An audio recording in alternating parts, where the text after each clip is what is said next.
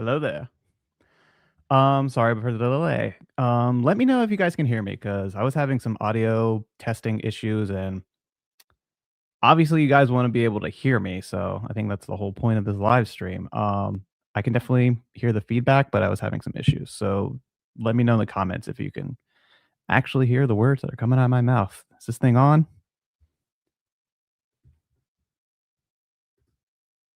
What's up, Rob? How's it going, man? Can you let me know for sure, Rob, if my audio is coming out okay and everything's situation normal?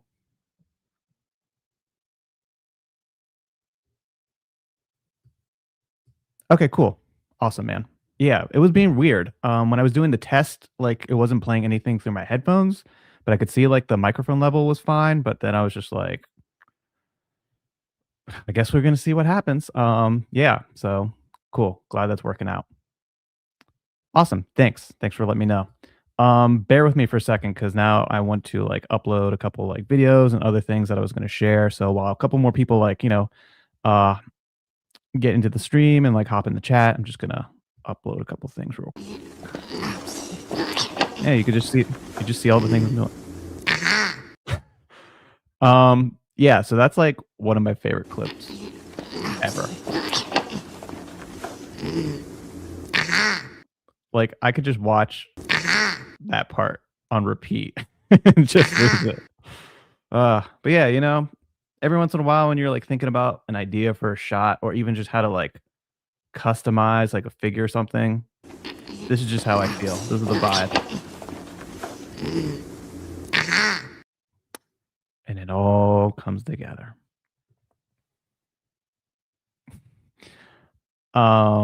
Let's see who else we got in here. Jeff Russell, how's it going? Hello there.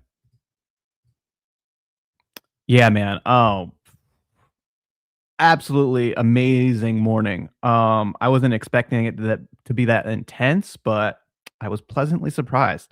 Yeah, so far we're what, 4 episodes in, and I have not been bored. I have not been disappointed. So that's been pretty rad, to say the least. So yeah. So far, Maul Shadow Lord is really it's delivering. So I can see why, we're gonna get a second season. Also, it's Maul. Come on. That was a mirror image. Yeah. Maul. Everyone loves Maul. I don't think I've ever heard a person talk bad about Maul unless you're an extremely hateful prequels person, but I feel like the general consensus is Maul is a pretty badass character with a double-bladed lightsaber, so I don't see how you could be potentially annoyed with that, but yeah, man. Yeah, it's the best clip ever. You can put it back on again.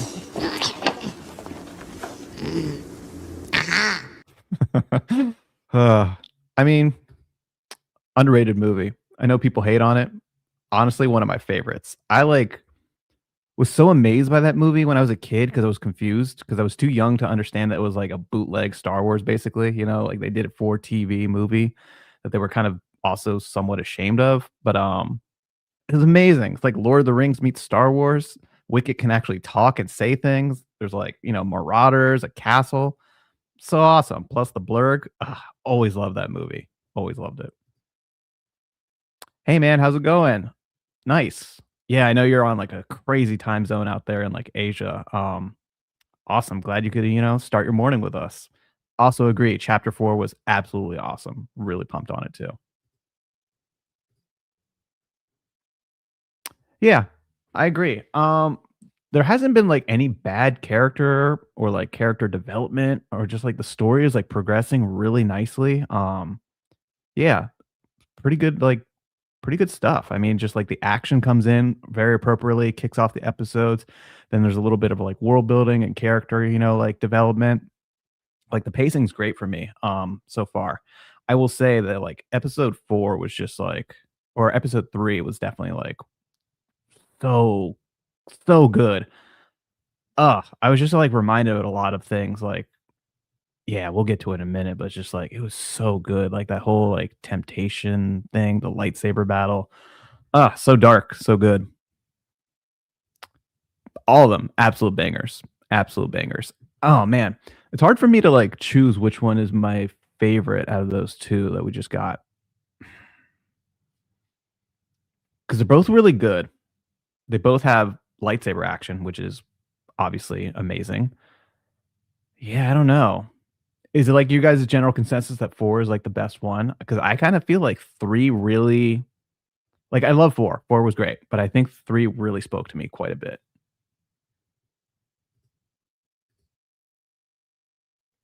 I agree. I agree. I mean, this is the darkest Star Wars has kinda been in a minute, which has been really nice. Kind of really appreciate that. I didn't clip a picture of it, but I think I was seeing, like, someone's, like, reel or something on Instagram where they were, like, showing, that amazing scene in the hallway where Maul takes out, like, the Pike Syndicate, and he, like, literally stabs one of them directly in the face, and it's not like he cut his head off or anything like that, it's like a direct stab into the face. Pretty brutal. So, yeah, I'm feeling that. I'm feeling that the darkness. I mean, all the visuals are just so, so good, so good. Oh, yeah, that too. The cinematography is just amazing. I just love animation. There's, like, no limits when it comes to, like, the action, lightsaber, like, battles, and just, like, so good. Also, I really love Star Wars animation because it's, like, a nice little family they got going on there with, like, Vanessa Marshall being the voice of Rook Cass, but she was also Harrison Dula, and she's also done some other stuff in the past, and if you've ever I don't know if any of you guys do listen to, but they have a Pot of Rebellion podcast, where all the voice actors, well, most of them kind of like do a recap of like the show and like give their thoughts about it and like some of like the process or like memories that they have of like, that day of like recording. But it's just cool to like hear some of the stories too, or like I don't know, like Star Wars and like Lucasfilm and animation, they like really take care of their like family. So like Sam Witwer obviously is Maul, his voice. He was obviously Star Killer, but like he's done a lot of other little like side voices too, like in the not the Mandalorian, the Book of Boba Fett. He's that random Rhodian in the beginning, that pink one who Boba's like a prisoner with. He was the voice of that thing, and I was like, "What? That is so random." But they just like always give them like little jobs here and there of like things, and I just think that's like I don't know, it's just like a nice community that they have of like a microcosm of like supporting each other because it's not easy to be an actor, I imagine. Like you're always trying to fight to find work. I mean, it's not easy, period, like finding work. So I just like really appreciate that. I don't know. Right on, man. Right on. Interesting. Yeah. Okay. It seems like a lot of you guys really like 4. Um, I mean, it comes to a nice climactic end at 4 for sure. I don't know. 3 just really, it was just really cool. Let me just bring that in. We might as well just kick it off while we're here, right? Where are we at? Where are we at? Yeah. Okay. So like for me, I just love this scene. I watched this episode, I think like 5 or 6 times. It is just so good. Like the lightsaber battle is really awesome. I just can't get enough of this. Also, I just really something about that backlighting was just so perfect and just so it just set a vibe for everything of how like dark this scene was. And like seeing both of them wielding like the red lightsabers and just like I don't know. There was a lot of, like, anger and emotion and passion in Devon, and I think that was really cool to just see that, like, start to, like, come out, and the scene was just, like, so dark. And, like, the lead up to this obviously was, like, him talking to her in the darkness, and I just really instantly, when I was, like, watching that and kind of, like, just thinking about it, I got, like, chills and feels of when I was, like, old enough to, like, kinda really let the Return of the Jedi scene with Luke and Vader on the 2nd Death Star kinda, like, sink in, where he's just speaking to Luke in the shadows, and it was just, like it just really brought that sense of, like, nostalgia and, like, I don't know, just the tone and, like, the light, dark talking to each other was, like, it just made me think of that, so it was, like, so I don't know, I was just really moved by it, and then to, like, move into this, like, saber scene, I think that's why, like, 3 has been, like, really, really impressive for me and just kinda, like I don't know. It's just really speaking to me. And again, I just love this scene. I'll share a photo that I took in a second, but I was like inspired, so inspired by this scene. Yeah. I also really am digging the like not clean saber swipes and like, that like effect that's going on with it. I really think that looks kind of cool. And it adds a little bit of energy to it. Oh, yeah. This was so good. I can't wait to see like where the rest of this goes or like a second season and stuff, man. So into it.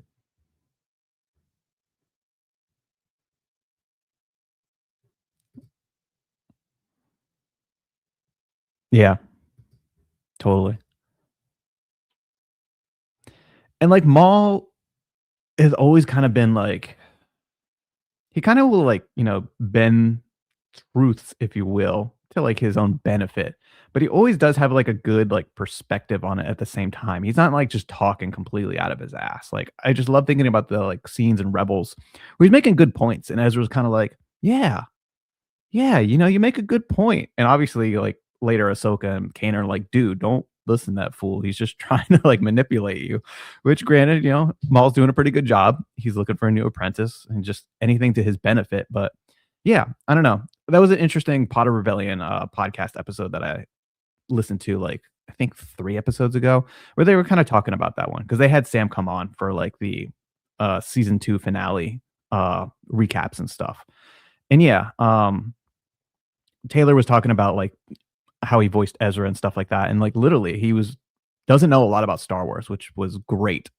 And they kind of like directed them that way, like you shouldn't know that much about Star Wars. I want Ezra to kind of have that vibe of like he doesn't know what's going on with the Force and stuff like that. Everything's fresh to him, but like it's really interesting to hear that voice actor be like, yeah, Sam was making a lot of sense, and then to have like Freddie over there as Kanan being like, dude, I know a lot about Star Wars, and you're being manipulated, like I just love that whole thing. And Sam Witwer's Maul has always just like really, really done a good job of like, you know, making things work to his benefit. He's had a lot of misfortune, unfortunately. Yeah. The D and Devons were dark. The whole police detective trying to uncover the shadow crime ring story is a great addition to the Star Wars universe. I agree. I think that's pretty cool. We've obviously seen a little bit of law enforcement recently in like some of the Star Wars media, but I feel like it hasn't been they've been kind of like supporting characters, and it's cool to finally like have a little bit more of like, I don't know, perspective in terms of like the law enforcement in the galaxy and how it like tries to, keep things at bay. And it's really interesting here too, where it's like, they're trying to not let the Empire be too aware of stuff that's going on. Like they have control over their planet. We don't need you guys stepping in, declaring martial law or something like that. So yeah, I think it's been pretty cool. Also I do like that character. Like he's working. He's working. Oh yeah, dude. Pretty cool. Pretty cool. Really interesting if you guys haven't seen like Sam's like behind the scenes voice acting of that. It's really really impressive. But yeah, really they're bringing a lot of dark energy to the show. It's pretty well done and thought out. Yeah, totally agree with that. Totally agree. But yeah, let's kind of dive back into this and I don't know if there's anyone here who wasn't here last week, but let's just go over a quick recap of the figures that we want, which hasn't changed a ton. There hasn't been like a bunch of new characters that shown up, so I think it would be good kind of just to look through this one more time for anyone who wasn't here.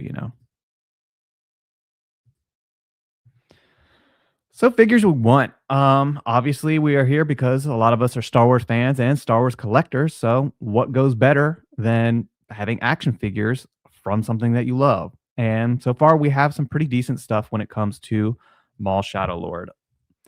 We do have two new bad guys who are new to the vintage collection, Marak and the 11th brother. Sorry, I'm having a bit of a brain fart right there. But yeah, we have these two Inquisitors recently added to the line. Great, great stuff. I've done some reviews on them. A lot of people have been really enjoying these characters and like taking photos of them.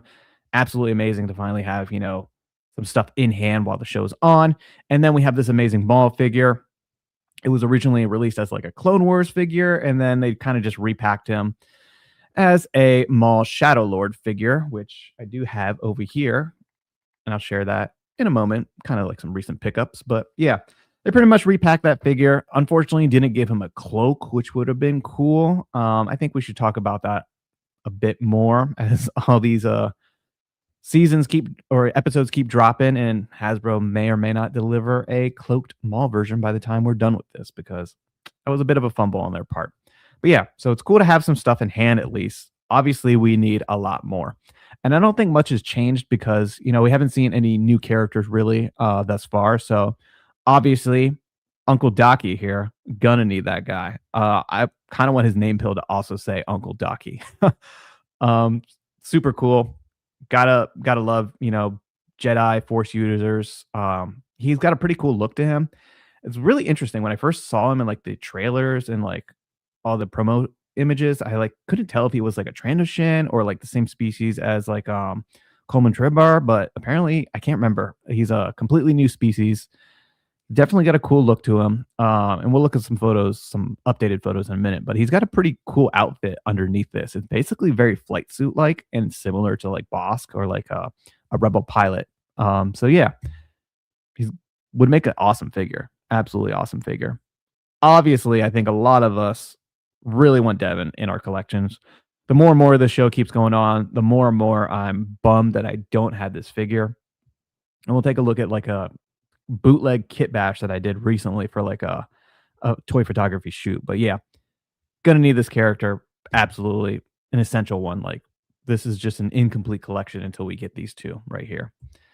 So yeah, a must have. Saber wielders all day. And then we have Rookcast. Again, Mandalorian figures are not something we're unfamiliar with. They've pumped out quite a few over the last like couple years, and this would be a welcome addition, in my opinion. We so far only have two, three technically female Mandalorian figures. So we have Bo-Katan and Casca Reeves, which pretty much share about the same body, just different heads. But then we have two versions of Sabine. We have her from live action, and then we have her from the Rebels series, like season 3, 4 look. And yeah, that's only really three molds that we have. And getting Rook cast into the line would, like I said last week, add the ability to like kit bash and do some other females like this character back here, and like just give us some more Army Builder 4 packs or something, just to keep building out this Mandalore arc or just our Mandalorian displays in general. But yeah, Rookcast has always kind of been like a sleeper cell. Like definitely has a lot of popularity when it comes to some fan polling and stuff, and just overall badass looking figure. So I would definitely not be opposed to getting her sometime in the line. Spybot continues to impress with just his his casual demeanor and crass. Yeah, he's been a joy to watch, man, and I'm gonna need that figure. Absolutely. Yeah.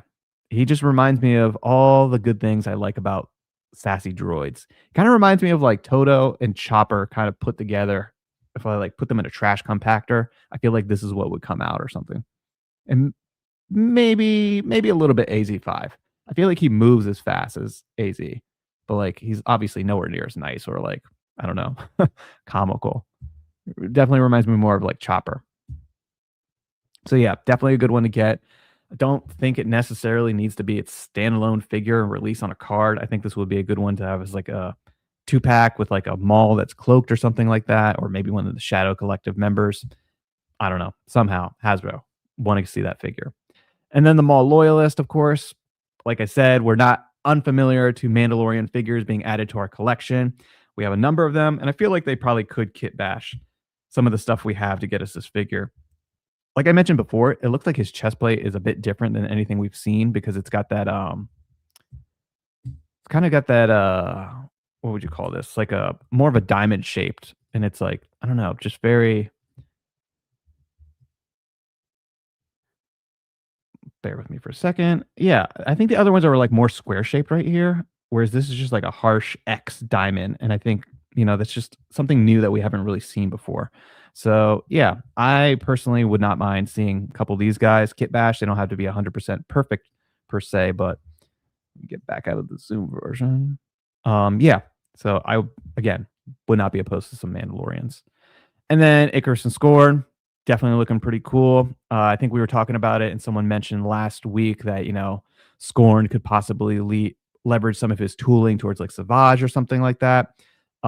We've seen some random like aliens in like the Mandalorian, so potentially they could use some of this tooling for a random, like, I don't know, goons pack or something like that. I don't know.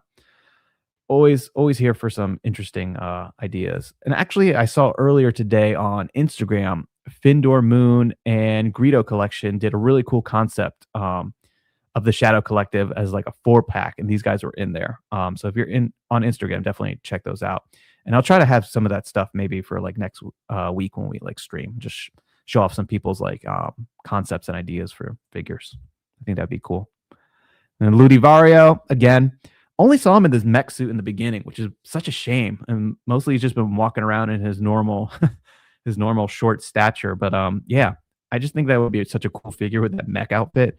Absolutely would be deluxe. But it's just a random thing that I feel like you don't see often. I feel like other random sci-fi toy lines you would see a figure like this, but not anything we've seen too much in the Star Wars line. But obviously, he's not a super important character, but I would not mind having him as a support on my shelf. And also, he's kind of just been enjoyable. He's got that like comic relief that like a lot of the animation characters can have, where it's not like too, I don't know.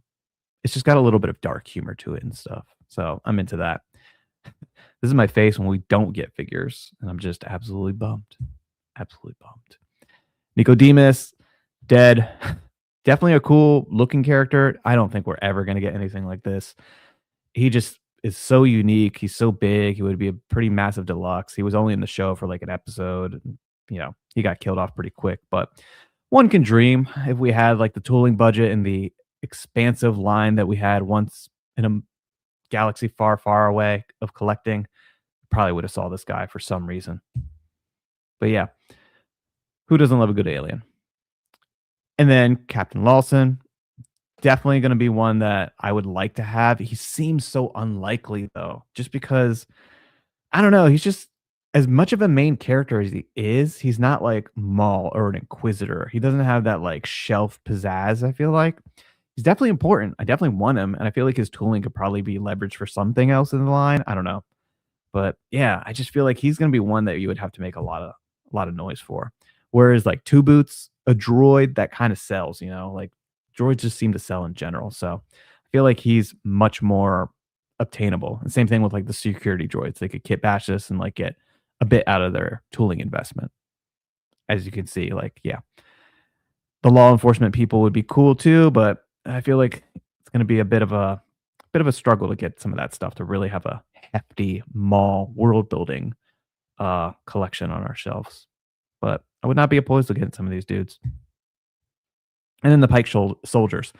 We'll get to the updated images for like episodes 3 and 4, but like we saw a bit more Pike action. So more and more of the show's making me realize that, like, you know what, Hasbro, it would have been nice if we got some Pike soldiers back with the Book of Boba Fett. So definitely feeling some of the Pikes.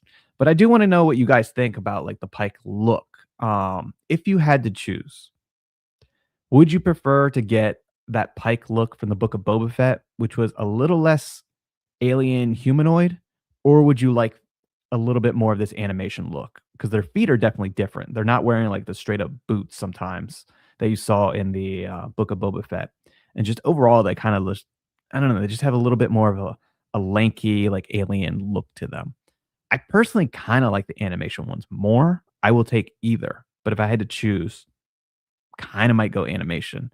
And maybe they could do something where like they could do a 2-for-1 where they use the upper tooling for both releases, and then I don't know, use some random pants for the bottom section of the Book of Boba Fett ones. I mean, heck, they could even use those lower legs that they use from Jod Nodwood, which are being used in that Cantina Denizens like 4-pack or whatever. So there's options now as the tooling library continues to grow. But yeah, I definitely want to know what you guys think. So let's catch up on some of these comments here. All right. Your bootleg figure looks superb in the recent photo you posted. Thanks, man. So that thing is so bootleg, so bootleg. So here we go.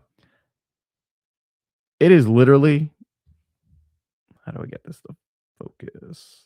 This is literally just a Jyn Erso body with an unfinished painted head that I got from Scoundrel's Shock. And I don't know, I just used basically the perspective of this is all you're going to really see from the back. And it was like dark enough that you didn't even see that the neck is a different color. It kinda just, like, blended together, and she's in this position because I had to make her a little shorter. So, literally, this is kinda like how it was displayed, like, on the table when I was taking a photo of it. Like, I had her standing up originally and just wasn't lining up with, like, the saber at the right height that I wanted, so I just kind of was like, "Alright, well, I guess she'll be bent down on her knees like this." And it did remind me that, man, this figure is so stinking dated. It doesn't even have a proper, like, 90-degree bend at the knee. Really frustrating. And obviously no rocker ankles because they weren't blessing us with those back in the day. It's got the crude style, like, swivel hinged hips. And yeah, this figure unfortunately shows a lot of age, and it just made me kinda worried thinking about we're gonna get Bays soon, and Jin is just gonna be, like, ugh, horribly dated when you, like, kinda compare those 2 figures, so really a bummer. And I think that's something that a lot of people have talked about in terms of, like, Hasbro taking too long to finish crews. So, like, they've taken forever to finish out the Rogue One crew. And now we're gonna have this spectacular Baze Malbus, who's just gonna be far superior than this not so good Jyn Erso, who I don't know, many of you know, it was a figure that definitely was oversaturating the market, if you will. Not just the vintage collection release, but like the 3.75 Black Series ones. Like, I think you can still find those things for dirt cheap on like eBay. So, yeah, just a little heads up to Hasbro. Don't take too long when it comes to finishing out teams. So, even with Maul, I want to see this stuff come sooner than later. But thanks, man. Really happy with how that photo took out. As I said earlier, I was definitely inspired by episode 3. Complete a collection never is. Oof. Very wise words, my friend. Very wise. You you deserve to be on the collecting council for that kind of knowledge. Yep. Yep. I agree, man. That's what I'm saying. We get Rook cast, single carded, that tooling's there, and then give us some female Maul in like a 4-pack. I think that would go over pretty well. The Maul in general seem to do well, except when Hasbro, for some reason, decides to release practically the same one repainted on a Ahsoka flashback card, which just, that was an odd choice.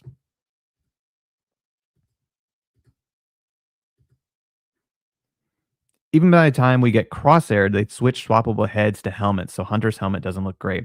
I know, man, I know, and that's a bummer because that was like right around the time when we were talking or like making noise about the helmets.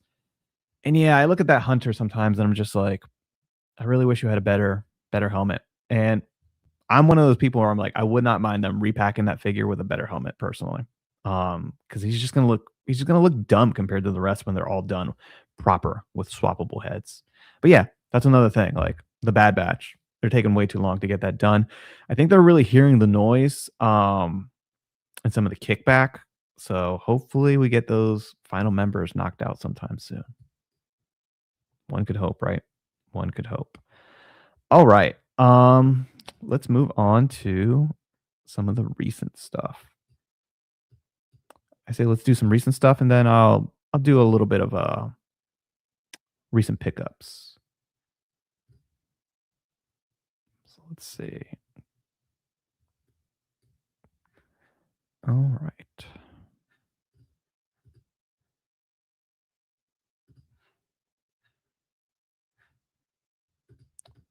Share that screen. Let's go. All right. Oh yeah. Like I said, I was really digging this a lot. Like I said, it's got some Cave of Evil vibes to it. It really reminded me a lot of the Death Star 2. And I don't know, that darkness and just temptation was amazing. And then, like I said, when they get into the saber battle, that was just that was just great for me. I was really feeling that quite a bit. And maybe because it was like early in the morning and I was still like having my coffee and kind of like a little groggy, maybe just not all there. The emotions just were like really hit me with this one. So I don't know. I was feeling it. I was feeling it quite a bit. And of course, then like seeing Devin in action finally a little bit really was making me feel like, why don't we have this figure yet? I'm so jealous and envious of the Black Series who are getting this figure. And maybe I'd feel a little bit better if she was like pipelined or announced or something. But like, yeah, man, I hope Hasbro's not gonna wait too long to like get us this figure. Essential central character, obviously, in the show. and probably moving forward in season 2 and who knows, maybe beyond. So, Hasbro, do not sleep on that whatsoever. And then moving on, we have some more Pike action, which, yeah, I was digging it. I was digging seeing some more Pikes. Always love seeing them in animation and just in general. Like I said earlier, I do think the Pikes are a little bit more menacing in animation, so I would lean towards having this version of them rather than like the Book of Boba Fett. But I would take both. I mean, they work. But yeah, if you take a look over here, you can kind of see like it's not a full shot of his foot, but it does get to like a slimmer ankle and then just like a two-toed like alien type of foot. So I do like that version, and I feel like maybe if they use the same pants for both releases, they could do something where like below the knee it's different on the animated version, and maybe like the solid boot that you see in the Book of Boba Fett or whatever. But yeah, and then this would probably be like a plastic overlay or something like that. So I feel like there's some kit bashing they could do if they get really creative when it comes to the Pikes and get us both an animated and Book of Boba Fett version. But yeah, definitely digging all the Pike action. This scene was definitely pretty awesome. Just to see Maul slay them like nothing was it was great.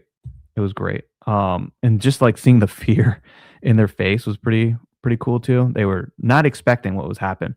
Also, I will say I was shocked and kind of like, man, there's no way. When like Ludi like shot quote unquote Maul in the back, I was like, that can't be Maul. He would have sensed that. He would have sensed that.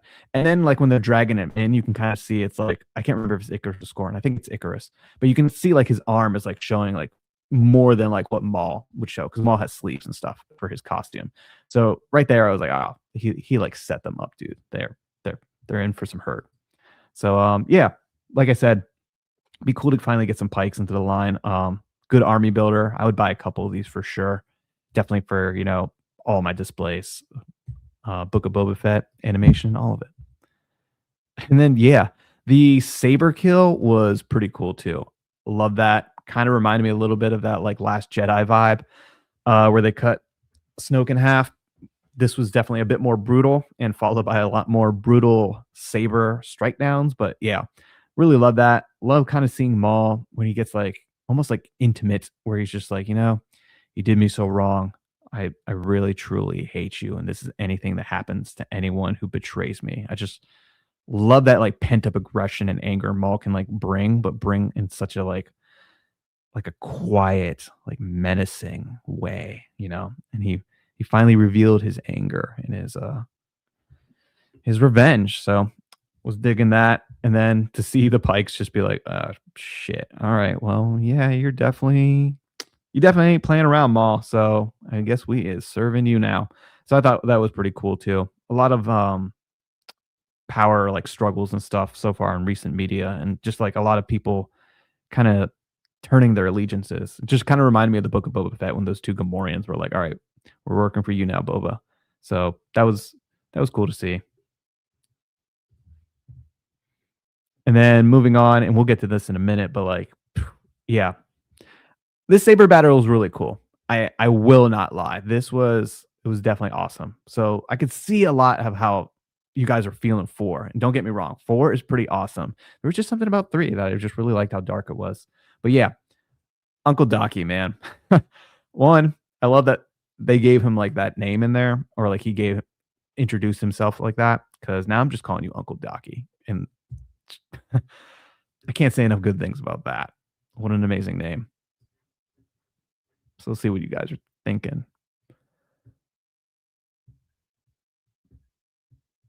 Got a good amount of comments in here. Oh, I'm not sure if he's Rio from Solo. I'd have to look into that, but I could see it. I could see it. Yeah, it's a very similar voice going on.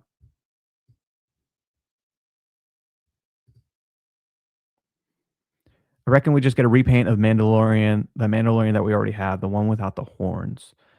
Yeah, yeah, for sure. For like some of for the Maul loyalists or something like that. Again, I would not be opposed to that if it's done in a like gray color that they have or whatever. I will say, like, what's up with these Mandalorians though? Not a single of them have jetpacks. And like you would think Maul's Shadow Collective would have some funds, some abilities to not be down with, like missing armor or missing weaponry or something like that. And a Mandalorian with a jetpack is a weapon. So what's up? How do they not have their jetpacks? And like Rook Cast, where's your jetpack? Like, girl, what are you doing? They all run out of fuel or something? Like, it kind of makes no sense to me. But yeah, I'd be curious to see like would Hasbro just give us that figure with the peg hole in the back and no jetpack? Kind of curious. I agree. Gar Saxon's been a figure that I've wanted for a while. I think he's an essential finish out our hard to point back there. My Mandalore display, and I think a lot of people would appreciate having some more figures from that Clone Wars season for dang sure. Yeah, Spybot with Maul. Totally agree with that. Totally agree. Let's see what else we got. I think we'll get Lawson. Yeah, I like that optimism. I'm not sure. Hard to say.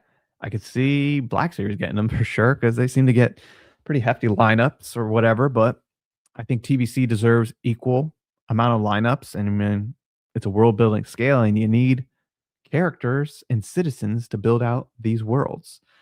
So yeah, Neen Lawson for sure. I'd be curious if they would like kit bash him again. We'll have to take a look at like his lower pants and stuff like that.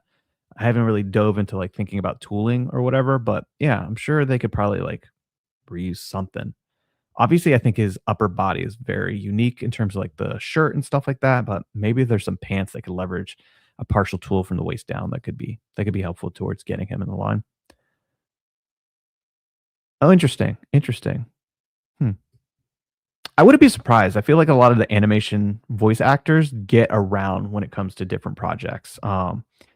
I don't know if you guys have ever noticed, but a lot of the stormtroopers and like TIE pilots and stuff like that in Rebels are really just like Vanessa Marshall, Steve Bloom, and Dee Bradley just like doing other voices and like just changing it up. And the more you like realize it, the more you're like, okay, that's just Zeb's voice, but less Zeb and as a stormtrooper. So it's pretty funny. It's pretty funny. Not getting Not getting and of the law enforcement officers and police droids would be like not getting stormtroopers. They are must, in my opinion. Yeah, for sure. And I think for this show, since it's like all about, like crime and stuff like that, it would make sense to get some of those characters into the line. And like I said, droids are great. Droids are great. If we get at least two boots and Lawson, I'd be pretty happy. Obviously, I would want all the other stuff, but maybe I could somehow kit bash some extra Lawson figures to make a couple other like law enforcement people, or even like with the two boots. But yeah, like I said, I think two boots could be leveraged quite a bit.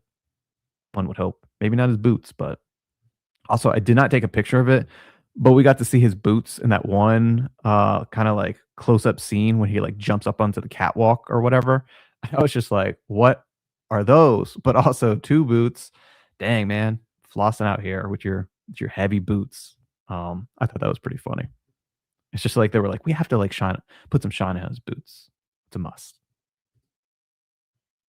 Right on, man. Right on. Yeah, I just like the look of them. I think they look a little bit better.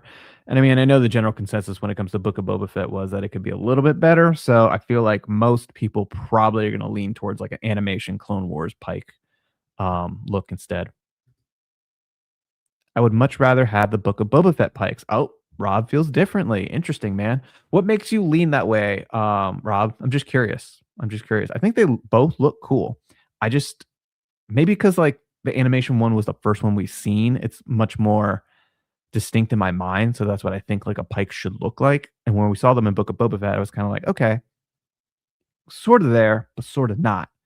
But like I said, I'm not opposed to either one. I prefer the animated Pikes, but think it'd be easier for Hasbro to do the live action ones because of the boots. Yeah, I feel that. I feel that. It seems like an easier thing where like the tooling can be used for more stuff and just yeah, I agree.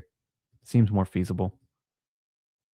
Even by the time we get Crosshair, they'd switch to swappable heads and helmets. Yeah, oh yeah, we already talked about that. Maul leading Devon reminded me of Vader leading Luke where he wanted him on Bespin. Oh yeah, that too. That too. Yeah, man. See, they're really hitting some good stuff here. It's really thought out. Maybe we'll get her by the end of the summer. Man, one can hope and dream. Collections are built on hope, as they say. Yeah, I would like her before the end of the summer. Maybe within the next month, end of spring, anyone? But yeah, fingers crossed. Fingers crossed. But I get like a little nervous. We have a lot of stuff coming out soon. Just like their focus is definitely going to be Battle of Geonosis, so that's going to take up a number of like tooling slots. Perhaps we have the Mando and Grogu movie, which we got some good stuff in it. Most of it's kit bashed or like trooper stuff that we've already had and like mix match parts there.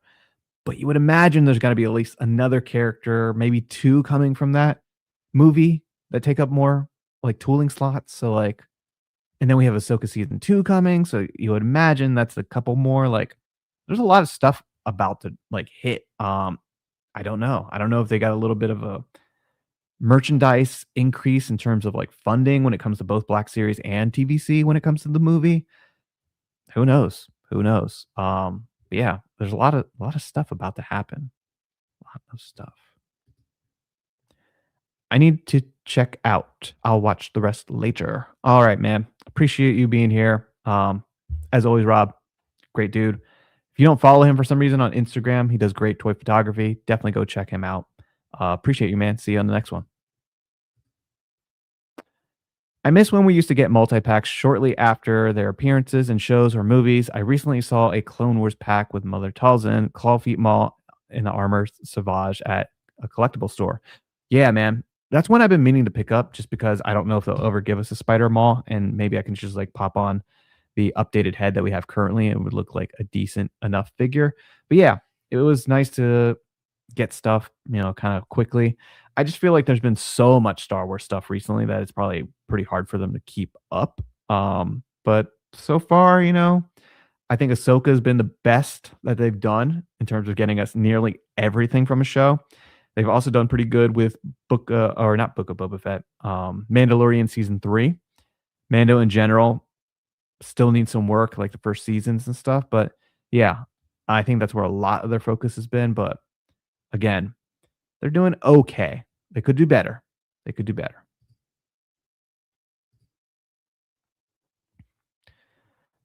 Mall folding all of them so effortlessly was just refreshing. Yeah. He was just like taking out laundry, dude. Like, no problem. But it's also like, who at this period can even like stand up to Maul? Like Ahsoka, sure. She's off doing something else right now. As great as Uncle Docky is, he kind of got served a little bit, and we'll take a look at that in just a moment. But like, yeah, man. Yeah, I don't know. There's a lot of people who are going to come at Maul, but I don't think many can like stand up to Maul. Is Devon to become Darth Talon? I still need that figure. We don't know. We don't know. All signs might point to yes, but they haven't really confirmed that. I don't think they'll ever come out and just say that. We'll just have to see how it goes, but I would think so. Animated pikes are more sinister in nature and look. Yeah, I agree. Just something about them's a little bit more dark. I like that. Maul definitely has his Count Orlok moments. He does. Great collection. Thank you. I really appreciate it. I have a ton of work to still do back in here. It might look like it's all put together, but if you were to actually go back there and kind of focus on the actual spaceport and stuff, there are a lot of figures are actually falling down right now. Just stuff's kind of a mess. Yeah, I have a lot of work to do. Even this like Clone Wars shelf right here. The ATTE, I kind of wanted to build like an actual like battlefield like terrain for it. And I plan to do that sometime soon. I just haven't gotten around to it. Been dealing with a bunch of other like life stuff, and then obviously doing photos, getting back into my reviews and stuff. So always in motion, the collecting is. But thank you, I appreciate it. My question is, why do some of the Mandalorians with Maul have the black and blue armor? I thought they all repainted their armor red like during the Siege of Mandalore, but maybe some kept their old armor. Yeah, I'm not sure. I'm really not sure. There's a lot of red in general in the show, so I wonder if they were kinda like, "You know what? That would be an oversaturation of the red color. There's just way too much red going on." So maybe that's why they kinda went with this, like, gray neutral thing, and, like, perhaps it could be, like, I don't know, maybe to blend in a little better, maybe so they don't outright show that they're, like, mall loyalist or something like that. It's hard to say. It could be even, like, people who, like, kinda, like, straggled on in and weren't necessarily mall loyalists at first, and now they're kinda just, like, reconnecting with work casts and just, like, this is the best decision for them at the moment, kinda like a bounty hunter just to see where it goes. We don't really have any characters like Lawson in the line, so it would be cool to get a Noir, dodgy, cop on our shelves. Yeah, and he'd be great for some photos. I agree. I agree. Yeah, we don't have many characters like that. Cobb Vanth is probably the closest we have, again, to, like, a law enforcement character, and, when you think about Cobb Vanth, he's not really the most exciting, like, outfit, he's just pretty much, like, some cargo pants, boots, and, like, a red shirt and, like, scarf, so yeah, who's to say Lawson actually looks less cool than Cobb Vanth? So yeah, I think I agree, man. Again, I would like to get the character. I just feel like it's one that we're gonna need to probably make a little bit of noise about if you actually want that character, just because there's only so many tooling slots, and Hasbro has a lot of figure demand when it comes to TVC. We're all very passionate about what we want. There's a lot of different eras of Star Wars that people like want to see characters still from. So yeah, again, it's like priorities. I'm curious to see who Lawson's wife is. I know, I really do want to see that. I wonder if she's like an actual like imperial officer or something like that. Be kind of cool to see. I have a feeling we might see. What if she's on that Star Destroyer? Outside of the Inquisitors, I don't see that many people stepping to him. Yeah, not at all. I mean, Maul, man. Like, who's gonna step to him? Who is going to step to him? I mean, like, look at this dude. You can't mess with this guy. Like, Devon and Docky barely held their ground, I felt like they did a pretty decent job, but, like, it's Maul, okay? Like, Devon is still, like, Padawan. Docky, he seems a little bit old and also apparently hasn't eaten any food, and I don't know about you guys, but I can't run, like, a 5-mile, like, mission on, like, no food. Like, I probably could, but it's gonna be pretty dang rough, so, yeah, there's not a lot of people stepping to Maul for sure, man. Battle packs were the best. I agree. The closest thing we're getting, I guess, is these like action figure 4 packs, 3 packs, or whatever, and the army builder 4 packs as well.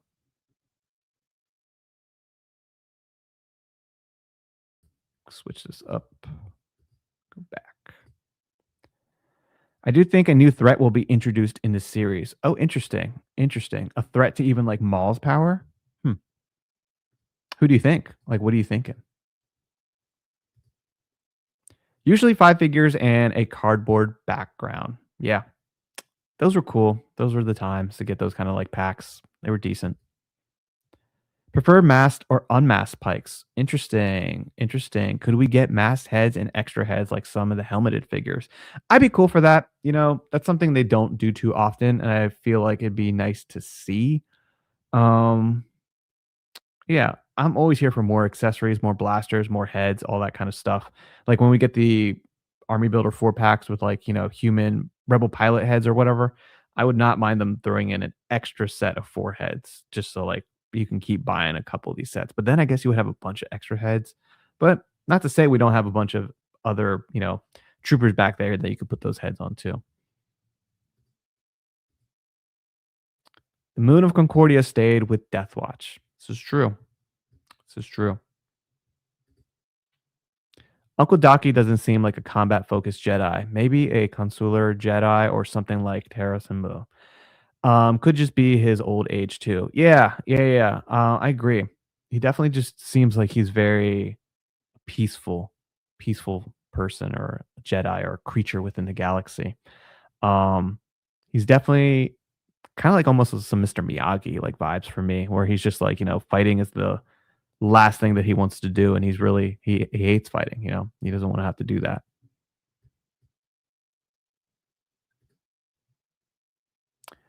I would think the black color for the Mandalorians is to hide, similar to Maul now wearing a cloak with a hood. Yep, the darker the color, the easier it is to hide in the shadows. Yeah, totally agree. I kind of feel like that's the vibe going on, and not to draw too much attention to themselves. Even Rook Cass's armor has looks like it's almost been like scuffed, but like dulled down too. It still has some of that red marking, but yeah, but she seems to be pretty good at like hiding in general, or like this whole time it's just like, where's Rook Cass been in the shadows? Do you prefer a realistic look to the figures or animated? I think they did a nice job with the new Black Series Mall mixing the styles. I always prefer them to kind of go with the realistic look. The TVC one is phenomenal. I think it has the one of the best portraits we've seen in a long time, and I think it's untouchable. To be honest, I think it's better than actually the Black Series one. I actually kind of don't like that Black Series one. Something about it just looks a little bit off to me. Whereas ours has like that Ray Park look, but it still has kind of the feeling and essence of the Clone Wars mall. So yeah, I always prefer them to go realistic, but yeah, definitely the TVC mall. If you don't have that for some reason in your collection, you should get it because it's a masterpiece. If she's on that Star Destroyer, I hope she's someone completely new. Yeah, for sure. I agree. And I feel like she's gonna have to be someone new. It seems like so far there hasn't been any real cameos in this or anything, so I could see being like a completely new character. Because also we haven't heard anything of Lawson ever, so yeah, I feel like it'll be a new person. That's also true. Could be ISB. Seems like there's a lot of employment opportunities when it comes to the Empire and how they're just trying to, like consolidate power and just like take over all the systems. So I'm sure his wife must have saw an opportunity and got in the Empire. Or they just had like a difference of opinion with a lot of different things. Lawson's ex-wife is now dating is dating Marok now. Oh man. You never know. You never know, right? Oh man. Uh who knows? We don't know what's under that helmet. One could hope, right? One could hope. The old battle packs where the packaging was like a mini diorama was so nice, like the old Republic Delta Squad or the ARC Troopers one with the tiger striped gunship. Yeah, all that stuff was so cool. I mean, there was a time where 375 was in golden eras and just like so much product out there and just really interesting things that they were doing in terms of like product and getting a lot of stuff out. But yeah, I agree. It'd be cool to see one of those battle packs. I don't think they need to make it like a consistent expression like they like to call, but it would be cool to see one of those, kind of like a hark back to some of those times. I like the mask on the pikes. Yeah, I agree. I agree too. I like the mask on them. I'm thinking of a slew of bounty hunters of something leaning towards the Knights of Ren or something even fut uh for whoa, even in the future in the underworld. Yeah, that could be interesting. I wouldn't I wouldn't be surprised if we see some Knights of Ren stuff start to creep in there soon as they try to like tie all this together with like sequel trilogy stuff. Police droids, great army builders. Agree.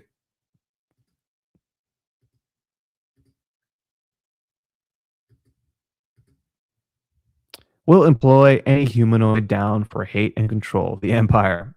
Yeah, for real. You got to control this galaxy somehow.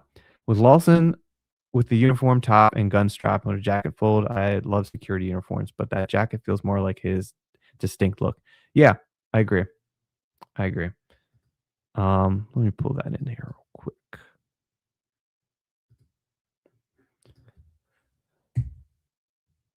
Oh, Docky, look at you putting up that good fight. And like, yeah, you can kind of see his like flight suit thing that I was talking about earlier. Very similar to like the spaceman or like Bosk and stuff like that. But yeah, I just really like that saber battle too with him and Maul. And we'll take a look at that in a second. Yeah, Docky was doing his best, man. He was holding his ground. He was holding his ground. He just couldn't compete. And then the end battle with like the police and like the Shadow Collective was definitely pretty cool too. It definitely made me start to think like, oh yeah, those law enforcement characters could be pretty cool. But here's that jacket you were talking about. That could be pretty cool. I feel like they could probably do both looks because this would just be a soft plastic overlay for the jacket. The arms would have to be obviously sculpted between the two different like releases, but you could probably get a 2 for 1. It's just like how much Lawson do people want? But yeah. Also, I love seeing Rook Cass use her flamethrower. Anytime the Mandalorian uses a flamethrower, in my opinion, I'm just like happy to see it. Just something about like, them roasting everyone is pretty cool. And here you can definitely see like Rook's like armor definitely still has a lot of that red coloring and stuff. So she's not being too low key when it comes to her colors. So again, interesting to see the others not like wearing their like Maul red like attire and stuff like that. And then poor Docky, man, he was hurting. He was hurting. Yeah, he looked like he had a bad night. Needed to like hobble on out of there. Here's another look at Lawson in that specific like coat you were talking about. And you got some of the droids in the back. They're all banged up and stuff. And then, guys, how did you all feel about Two Boots snitching? Like, come on, Two Boots. I thought he was gonna be like, like Lawson's like main role dog, definitely there for him. And it seems like he is, Don't get me wrong. I don't think he's like not there for him, but like, dang, Two Boots, such a droid. You just had to go snitch. I guess it's some C3PO like stuff he would do. He'd be like, oh, I alerted the Empire. Like, come on, man. I know you have like programming in you and stuff, but like, droids. Sometimes you can't trust them. Sometimes you just can't trust them. And then, yeah, I love that it ended with this like Star Destroyer coming in. It's cool to finally see a little bit more of the Star Destroyer in like animation. Like we got it in Rebels, obviously, but like in this like Clone Wars, but like really refined animation that we have now. It was cool to see the actual like Imperial Star Destroyer like roll in. And I like the lighting. Like it's definitely like got that like nice blue light that the engines have, but it almost has like a hint of teal. I don't know if it just looks that way because of like the cloudiness of like the landscape, but yeah, it was speaking to me, man. It was speaking to me. So good stuff. Good stuff. But yeah, I definitely hear you with Lawson. I think his jacket is a pretty cool look. Maybe similar to like Carson Teva, we could get this version. But I don't know. Which one would you guys want? If you had to choose one version of Lawson, would you prefer him with the jacket or like in his just like straight up officer outfit? I feel like I don't know. I do kind of like the jacket. There's something about like a good jacket character that's I don't know, good for customizing and stuff, but I don't know. What do you guys think? What are you feeling?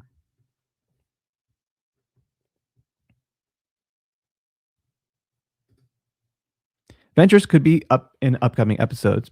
Always a possibility. Always a possibility. Ventress is out there. I never gonna say no to more Ventress. Big fan of that character. It would be so cool to see. It'd be so cool if we see Vader in the animated style. I have a feeling we will. I have a feeling we will. I could see Keller and Beck making a cameo. Whoa, that would be definitely out of nowhere. Wasn't expecting that. I don't know if they would, because then he would have Grogu. Would Grogu cross into this whole Maul thing? Could Grogu be that close to Maul? Like, that'd be interesting.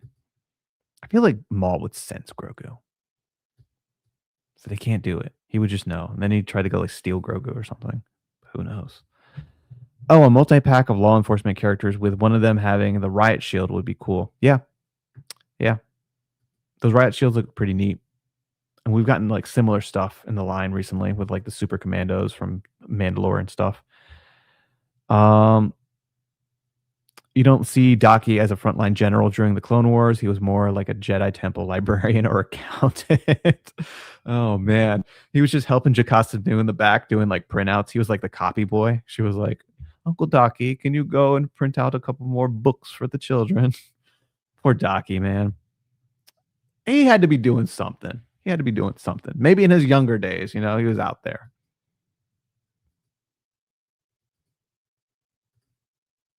With Maul's agility, it's hard for me to imagine even Vader being able to take him out. This is true. Although, and we'll look at this in a second. All right. On that note, so I agree. But also, when his knee got kicked out by Daki, I was like, what? I just want to bring that in. Where is this? Daki.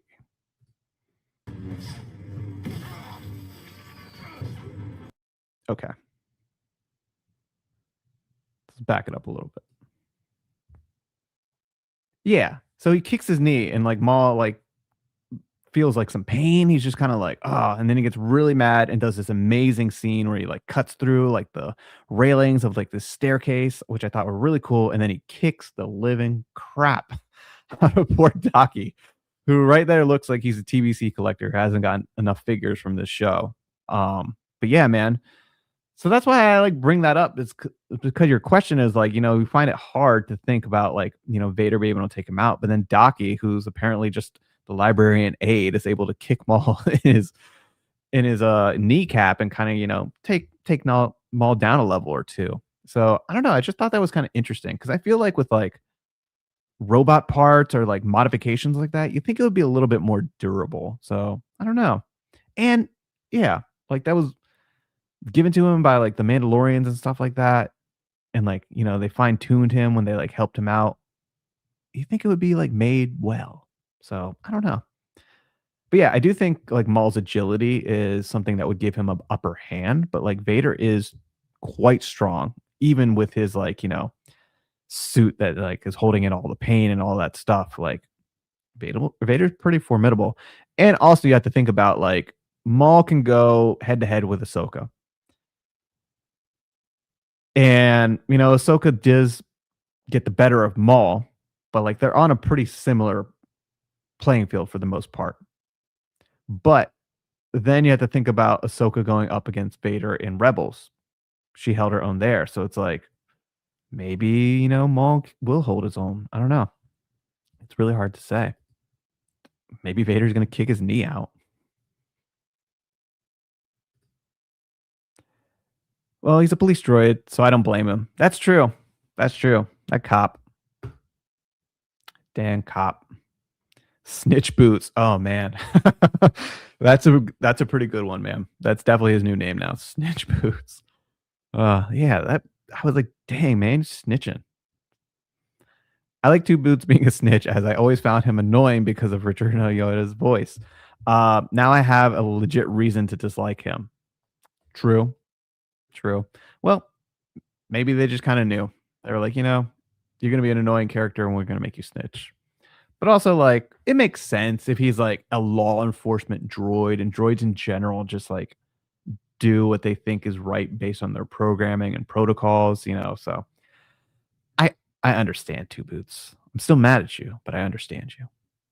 It's like kind of like Tech said, just because I understand you doesn't mean I agree with you. I think Two Boots knew they were in over their head. Yeah, that too. Like at that point, man, it's like anyone with a quote unquote laser sword is probably getting the better of you, Lawson. Like, I don't know who you think you are, but also with the jacket is more universal. Yeah, for sure. I think the jacket look is pretty good. Yeah, I agree. Those police droids, man. If only one, I'd want a jacket for Lawson, but then I'd like some other of his security forces with the uniform top or ultimate Lawson in future Janix Security Forces 4-pack. See, that's pretty smart thinking too, because maybe the police tooling could lead to like Lawson's arms or something like that. Again, I haven't really looked into this too deep in terms of tooling, but yeah, I think the jacket look is pretty good. It's also kind of like detective like and like I don't know, just got that vibe. So yeah, seems like everyone's into the jacket. I've seen all Star Wars animation multiple times, and Maul off to a really good start. I agree. Star Wars animation is something I watch pretty regular on a repeat, and yeah, I have not been disappointed by this show. That is a fact. That is a fact. Force kick, go. Yeah, man. I'm gonna watch that again. See those little legs kick. Boom. Oh, Docky. He had his moments. He had his moments. He was holding it down, man. But he, you're not on the level of Maul. You're not on the level of Maul. Oh, poor Docky. He tried. He tried, A for effort. Down goes Docky. Oof. Poor Docky. Being kicked by a metal leg doesn't feel good, I'm sure. Yeah, I thought that immediately. So, like, he kicked Maul's leg, which that's why I was like, okay, did he enough force in that? He must have force kicked the shit out of Maul's kneecap for it to, like, even affect Maul. But then Maul just literally used his like robotic leg, and that probably hurt like heck. So, and Dockie's not like a huge, like buffed up person. So, and he seems kind of old. So, yeah, I'm sure that hurt, man. And Maul got a straight up good roundhouse kick on him. So I was thinking about how much he's put his legs through over the years. Yeah, yeah, yeah. That's true. That's true. Maul's been, needless to say, pretty beat up since the Phantom Menace. He's been through some stuff, man. He's been through some battles. He's had some hardships physically and mentally. But yeah, you make a good point there. The dialogue between Maul and Daki before the fight was good. Yeah, I really like that. I really like that build up and suspense. And just also seeing those two opposing views of the Force build up that tension to where, like, it was similar to, it was almost them describing their beliefs behind the Force and how it resides within them and their like choices that they make. To they almost got to a point where it was almost like Dooku and Yoda being like, our knowledge of the Force can't determine this battle. It seems like we're gonna have to duke it out with a lightsaber. That's what it kind of reminded me of, which was cool. Maybe that's Daki's wisdom exploiting a weakness by damaging his robotic leg. That's also true. That's also true. Daki seems like he sees a bigger picture of things. So maybe he was just like, all right, I see you don't protect your knees very well. Take this. Hiya. I kind of wish Lawson was a gunslinger cop rocking two blasters. Yeah, he hasn't really like brought too much to it. He's been more on like a detective, like kind of like Sherlock Holmes thing. Like he's definitely used his blaster, but yeah, he's not really gunslinging too hard. So yeah, before we move on and get a little deeper into some of this stuff, I did want to share some like recent pickups. So I got some more stuff that came in the mail. I got a couple more of the Amazon pre-orders that I had. So more Inquisitors because I honestly like both of these figures quite a bit. I think I've already got what, like four Marocs open. This is my second 11th brother because the other one that I got and open immediately broke. I sent it back to Amazon because literally I touched it and like tried to move the like thigh swivel and it just snapped. Because I think there's been a lot of temperature fluctuation in my area and the packaging was like extremely cold. It almost felt like it was like in a freezer or something. So like he wasn't warmed up and just the plastic was like brittle and snapped. And I was like, well, that sucks. I'm sending this back. So they were cool about it. But yeah, um, just be careful with your figures sometimes. And then I showed this earlier, but of course, the reason we're all here, Maul Shadow Lord. So I already have one of these open, one carded, but I bought another one to open simply because I'm enjoying the show that much. I saw it in Target, the local one that I go to pretty frequently. Still has a bit of the remnants of the Padme wave. I think there's like one Padme left, one Stranger. There was this Maul, and like one Shock T. Um, and they've already sold like I think two previous like pegs worth of the wave. So I've seen this Maul sitting there for a little bit, and I was kind of just like, you know what, this show is slapping. I like this figure. I honestly have like probably 5 to 6 of the Clone Wars ones still carded in a box somewhere, plus 2 open and plus 1 on carded display. I have a lot of that figure. But I was just like, I'm feeling the mall thing. And I was like, you know what? I could take another one for opening and just to have as like my like main like one that I always move around for like photos. Because I will say one thing that's like really frustrating for me, I don't know about anybody else who takes toy photography, is taking something off the shelf just to simply move around for photos and then I have to put it back on the shelf. So I'm like constantly like redoing my shelves all the time. To where, sometimes I do extras of stuff, but if I only have like one or two of that figure, I have to like resort to like going to the shelf to grab this for the background characters and the shot and stuff. So yeah, I was just kind of like, you know what? I'm digging Maul, good figure, I'm buying another one. So yeah. And then I finally got this dang thing. Ugh, obnoxious. So obnoxious. I don't know if any of you guys got that pre-ordered in. I was only there 5 minutes after it went live, and it was like telling me, hurry up. limited stock. And I was like, okay, please check out. And then it was basically telling me I couldn't check out because there was low stock. And it didn't want to let me check out with more than two. So I tried to check out with one. And then it pretty much was like, okay, we're not available anymore. And I was pretty bummed out because they just don't make this easy when it comes to this Builder Joy set. Disney Parks, what are you doing, man? Come on, make this a little bit easier. So I unfortunately had to get this off eBay. I only had to pay like 50 bucks, which is not terrible, I guess. Not something I wanted to pay, but I'm glad it's not like $100 or something like I saw some of those red leader droids going for. But yeah, excited to open him up. I might do a review of him. He's not got a whole ton of articulation, I don't think, but he's still a cool looking droid. And I mostly just needed this guy because I want to complete the protocol droid. But yeah, I hope that next one is not too hard to get. Grief Karga's droid, because I want at least one or two of those to have open, just because I have my Mando display and just it's a good looking astromech in general. But is there anything you guys got recently? Oh, I did get one other thing actually. Let me get some of this stuff out of the way. I totally forgot that I had two more of these dudes on pre-order, and they came from Hasbro Pulse. I think I got the other ones originally from Entertainment Earth, but forgot to cancel this pre-order. But at the same time, I'm not too bummed about it because I do like this vehicle quite a bit. And I kind of, wouldn't mind having a little bit Imperial army of them, at least like two or three open. And yeah, if you guys don't have this yet, which I feel like most of you who are in here do have this ATRT is freaking awesome. Love it. Love that it came with like a clear stand to like help it like do the running poses and stuff.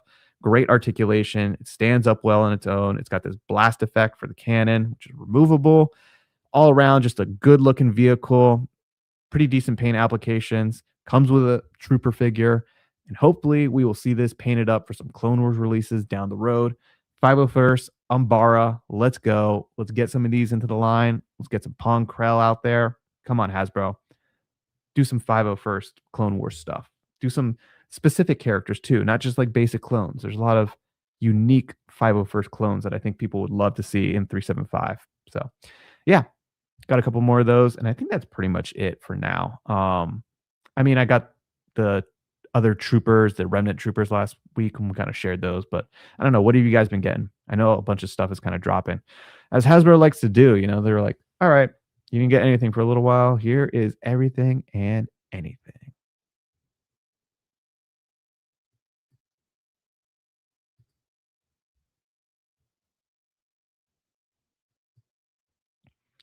Oh wow, is 11th Brother already sold out? I don't see him on Amazon.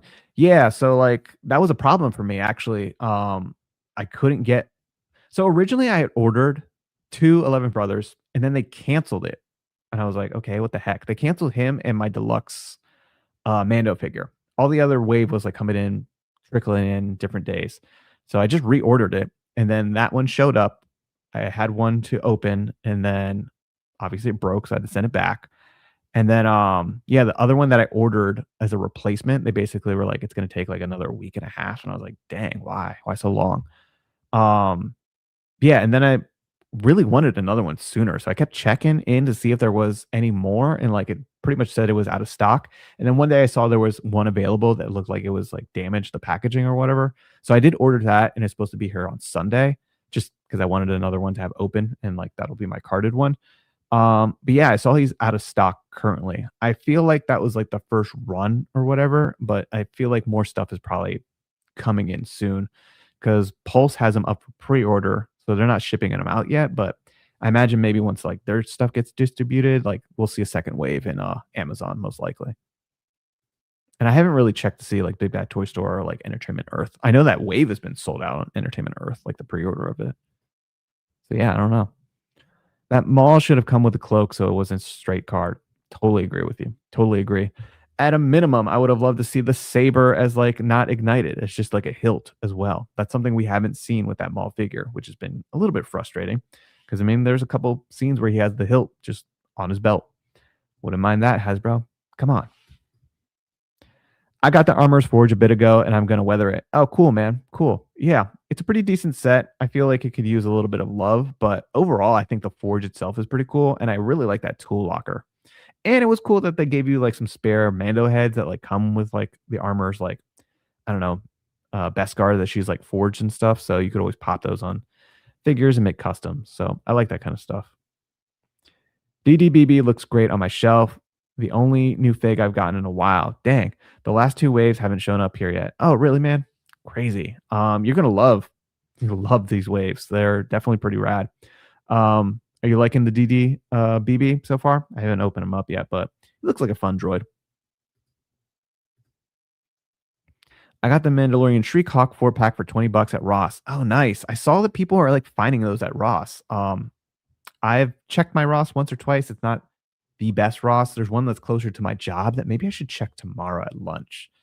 It's the one where I can't remember. I think yeah, I shared in my pickups video where I shared like a picture of like a rat trap literally on the toy shelf.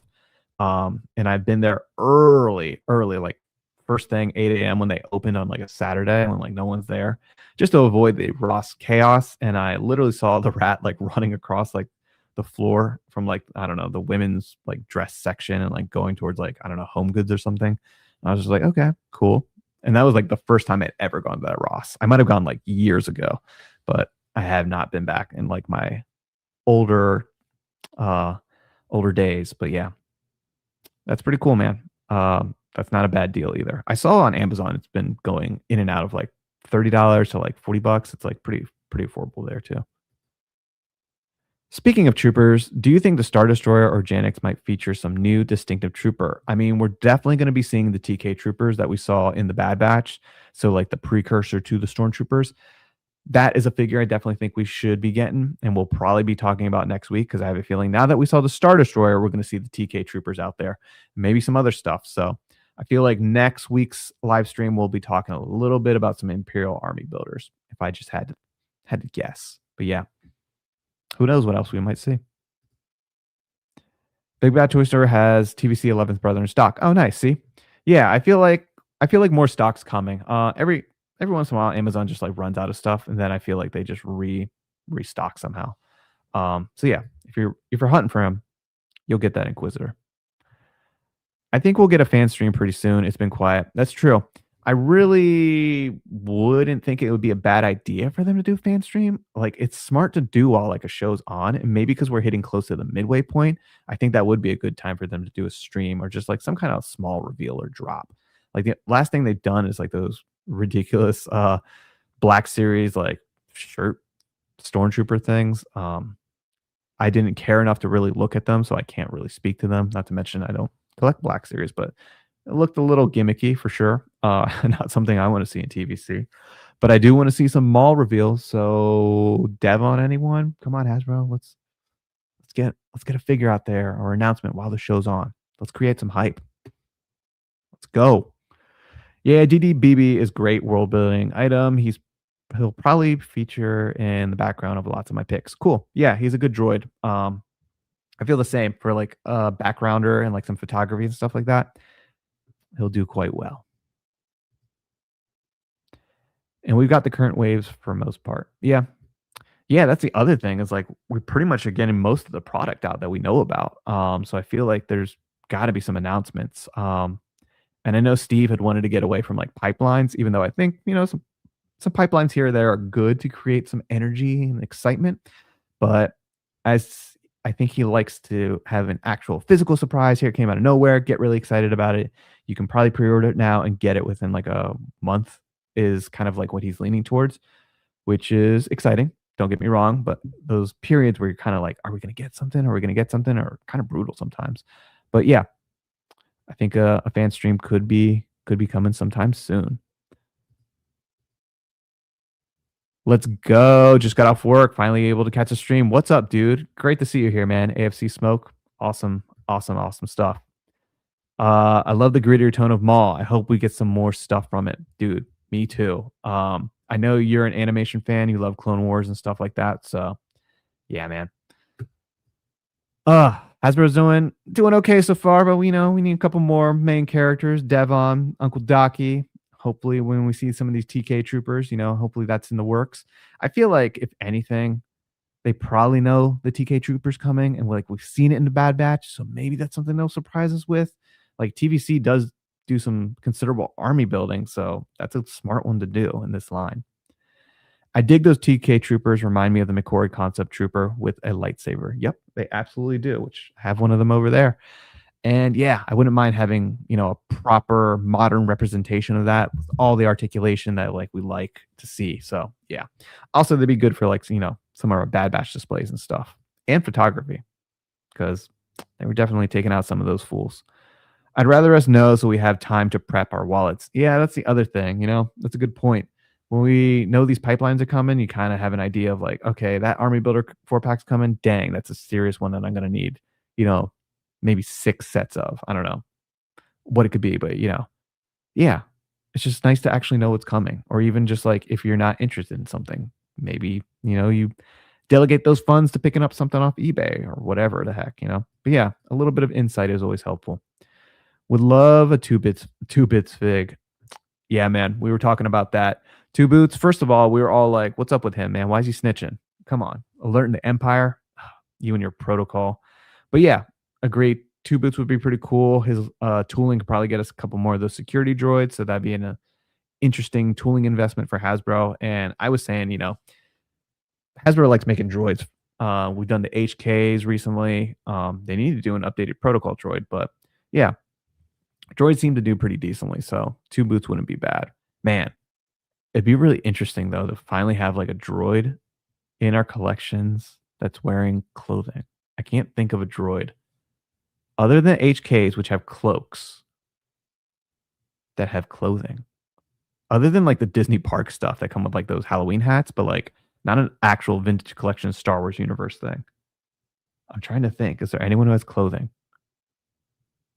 I guess Hu Yang kind of has like that like skirt tabard thing. But yeah, interesting. Well, he'd definitely be probably the first droid that we have with shoes. Maybe some what are those shoes, but still shoes. I'm actually going to start picking up a few things from episode 1. Oh, right on, man. Right on. What are you looking to pick up? I would love to see an updated Maul one day from episode 1. That'd be a good one to get out. But yeah, there's still some stuff I want from episode 1, like older things that I want to get for the collection. Like I actually don't have the pod racers. I never had those ones as a kid, and I never like picked them up in like my older collecting days. But yeah, that's something I've kind of like thought about. Like I should probably get. Definitely background characters like like the politics. Yeah. If Hasbro's to make two boots without Lawson, they'll be opening up a can of words. Man, come on. You already know. Like we have what? We don't have Grief Karga, but we have like most of the gang from season 1. Um Again, there's always just some of those missing things. I mean, heck, we had Hunter for the longest time and nobody else for Hunter to hang out with. He was just lonely, lonely, lonely clone, lonely and defective. Yeah, but I would hope if they give us one, they should give us both of those. Make it a 2 pack. Figure a way to like, I don't know, balance those costs. I really want that Naboo playset. Oh yeah, that thing's pretty cool too. Never had that as a kid either, and it's not bad. Yeah. I mean, episode 1 or just some of those older like releases, there was just a lot of good stuff. We do love cans of worms in TVC. I know. We really do, man. Updated episode 1, Maul could get us Nihilus. Apparently so, because I didn't know that that's how they basically did the tooling for this recent one. And yeah, man, wouldn't mind seeing that Nihilus as well. Yeah, that looked cool. An updated Qui-Gon would be so nice. Yeah, I really agree, man. Like, oof, that Qui-Gon hurting. Not as bad as that Obi-Wan that we have from episode 1. That figure is freaking awful. It looks ridiculous. It doesn't look anything like Ewan. The articulation is trash. That figure, I don't even know why it's still in my like at this point it's like I don't even want it because it's such a bad representation of him, even compared to like the recent Revenge of the Sith Obi-Wan that, a lot of us don't really feel the knees, but like makes me kind of grateful for that one. When you look at that episode 1 Obi-Wan and compare it to even this recent release, makes me pretty grateful. Knees or no knees. Have you tried that AI app called Knock Knock that uses AI to animate action figures? I haven't, man. Does it? I think I know what you're talking about. I've seen some people use it to like, yeah, make little movies out of their like figures and stuff. But I personally have never used that. And might as well move on to the next thing I wanted to like kind of show off. So let's remove this and let's share some screen.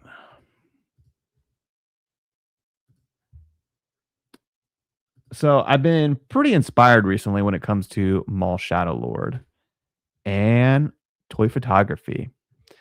So yeah, I showed this one off I think last week. This was the first shot I did when I kind of got Maroc, just because wanted to get him out of the packaging. Felt good to finally get this Inquisitor into our collection. He looks pretty badass, and yeah, I just wanted to get a good shot going with him. So I just kind of made this like random scene of him, kind of confronting Maul on like a spaceport and stuff. A couple aliens just there, and overseeing this Inquisitor, ex Sith kind of go at it. But yeah, pretty good scene. But then I finally got 11th Brother into the collection, and I just had to take a shot with him because he was such a good figure to finally get in hand. He just feels really good. Something about his articulation is wonderful. The sculpting is great. Love seeing this character originally in Tales of the Jedi when he like squared off with Ahsoka. Definitely got his ass handed to him, but he's definitely a cool looking figure, and I'm surprised that one we got him. Like I wasn't expecting us to get this figure ever, just because Tales of the Jedi. I would love some figures from it. I hope they will give us like young Dooku and stuff like that, but I don't know. I just wasn't. This one wasn't on my radar, and they're doing. It's nice that they're actually doing some Inquisitors, but yeah, it didn't seem hopeful sometimes when it comes to the Inquisitors.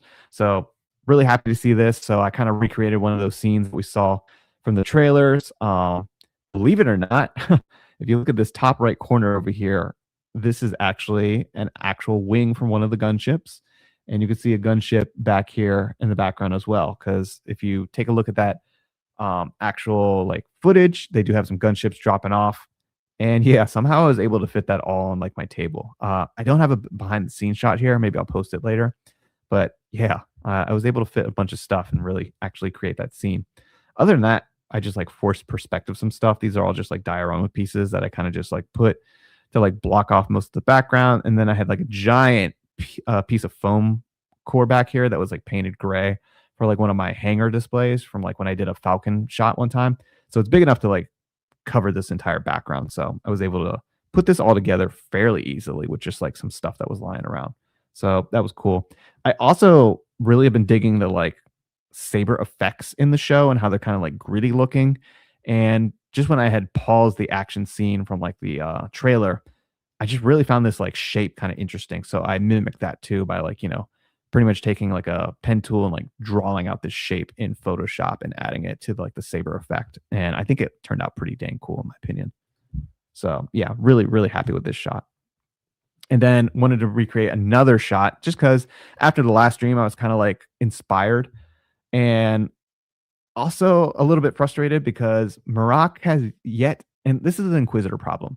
So the Inquisitors do have their double blades with the full circles, but Maroc actually uses his single blade quite a bit in Ahsoka and even in Maul Shadow Lord. And it's only the single ignition with like the half circle going on. So I basically took one of the 3 to 4 openers that I have and just took like a knife and basically cut off like the blade down here. And it actually wasn't that hard. You have to use a really sharp X-Acto blade, but if you just cut to this shape, it it should come off. You just have to apply a good amount of force and like kind of shave it up a little bit. So yeah, I was able to do that, which was pretty cool. And now I have one to like display like that in my collection.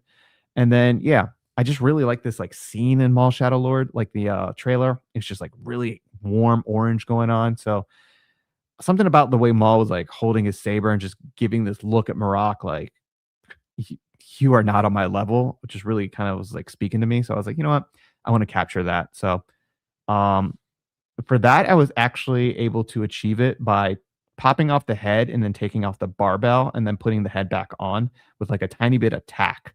So I'm able to like really like kind of like push his head forward and just kind of like tilt it to really get that mean mug going on. That's something like I've talked about in some of my reviews where like I appreciate the barbell neck joint. It's like good for what it is, but sometimes it does limit their ability to like kind of look forward and just get certain certain expressions and tilts out of these like characters' heads. So that's just my trick there. And I actually did the same thing with Maroc. I took out the peg and just popped this down with like a little bit of tack on there. And I was able to like kind of pitch his head back a little bit forward because he's doing like this lunge thing where he's like really like, holding his ground with the sabers and like the force behind them, but kind of like also like looking up at Maul. So yeah, that's how I was able to achieve all of that. And again, I just took like some Joy Toy diorama pieces here, these railings, and just like one of my old industrial wall diorama things back here. Just a very quick and simple like setup. So pretty effective, came out good. And then this, I was just so inspired after like Monday's episodes where I was just like, yeah, this is I have to recreate it. And I was doing this pretty much like a day or two ago. And like I had the vision just because mostly the vision for me started with like the lighting. So for me, it was like, okay, a shot of Maul holding his saber with all this like really bright light coming from behind him and like, kind of casting these shadows on his face and stuff like that. That was like the inspiration because I was like, okay, I can do that with some lighting. And I basically, you can't see it here, but I have the Imperial hallway set from the light cruiser door. So that's off to the back, like corner, and that's where the light's coming out of.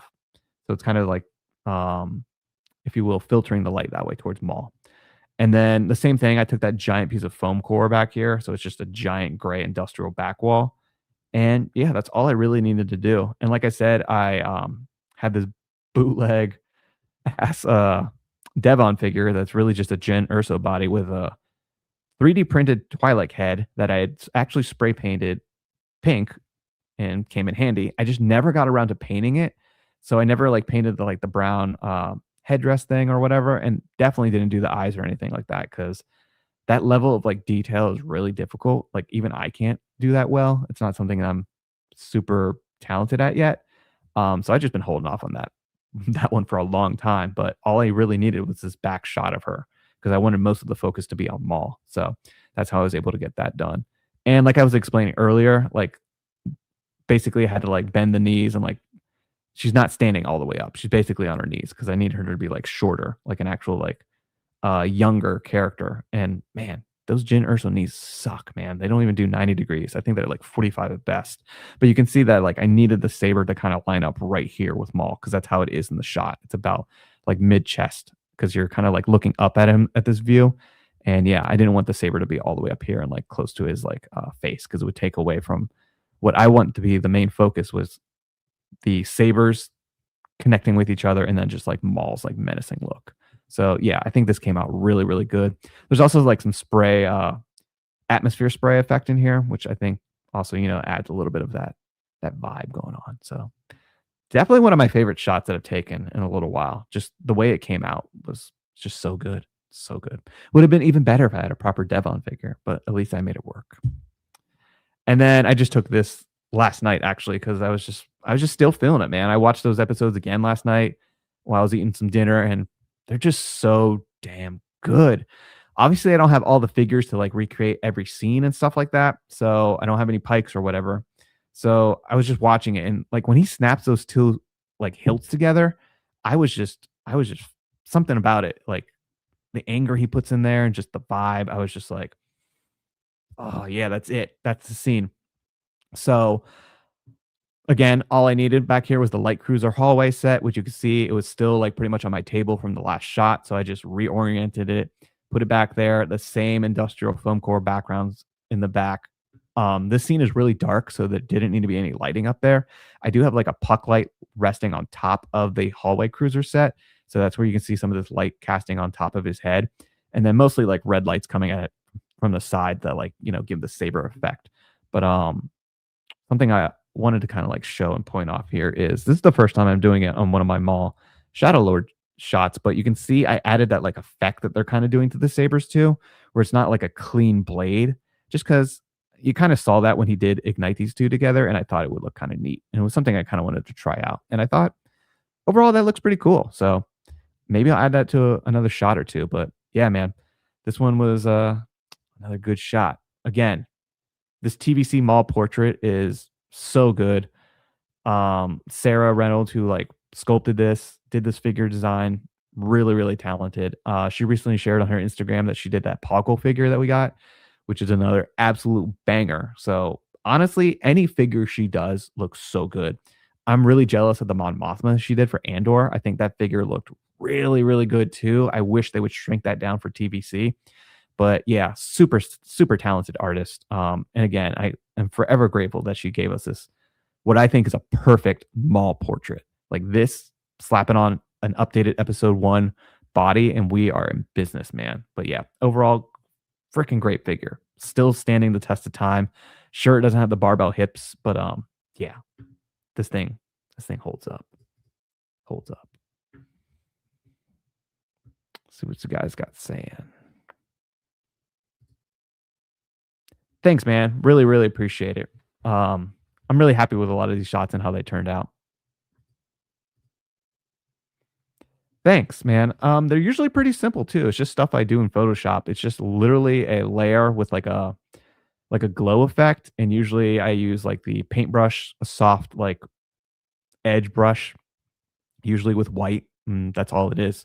Sometimes I do get a little bit crazier with them where I kind of like draw like a shape of them, like a slash shape. Kind of depends how I'm feeling or how the shot like is posed or just like the energy I want to put into it. But yeah, usually these saber effects are pretty simple for the most part. And to be honest, I usually copy and paste from like previous files. So like for example, like I'm pretty sure I took the saber from this very shot or like file, copy and pasted it into the next shot here, and then literally just went onto a top layer and just added this other effect and then like kind of blurred it together. And yeah, it just worked out, which is kind of just like how you do a lot of these art projects. I'm sure Lucasfilm does a lot. I mean, I know they do a lot of recycling when it comes to animation and stuff like that. Yeah. So thanks. Appreciate it, dude. Thanks, man. Thanks, man. This one was actually just an iPhone. This is just an iPhone 15 Pro. I'm about to upgrade my camera to like a Canon R7.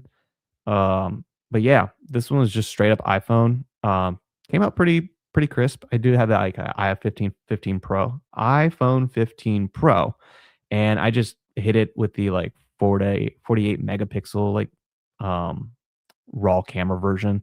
And this one, because it was like low light, I did have to give it like a tiny bit of an exposure. But yeah, it came out pretty crisp. But yeah, I'm looking forward to getting my camera upgrade too. It's been a while since I've upgraded. So looking forward to that. Thanks, man. Really, really appreciate it. Again, really happy with some of how these turned out. Especially this one. Yeah.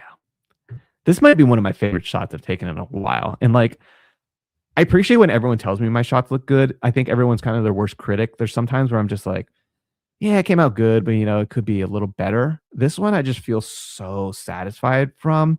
Maybe it's because the show itself is just like really hitting. I had the figure and it's just like inspiring, I guess. Like that's something I mentioned in like one of my recent Instagram posts. It's nice to have like Maul, and we do have some Inquisitors, and it just allows that like collector creativity to come out. It's the same thing like when you were a kid and like you saw the movie and you could just like come home, go off into your room or whatever and like grab your like Star Wars toys and just like start recreating extra stories from the movie you just saw, or like even recreating what you saw in the movie. Like there's just something about that that's so inherently peaceful, relaxing, and just wonderfully creative and like pure.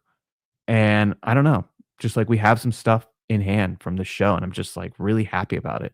It's really been good. I mean, I've been kind of like dealing with some rough stuff in general in life, so this is nice to be able to have, I don't know, an outlet to like get back into this and like, I don't know, just feel complete again and like one with the force.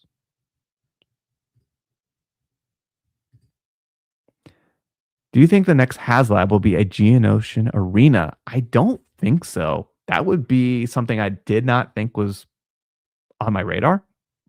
I really don't think it's gonna be.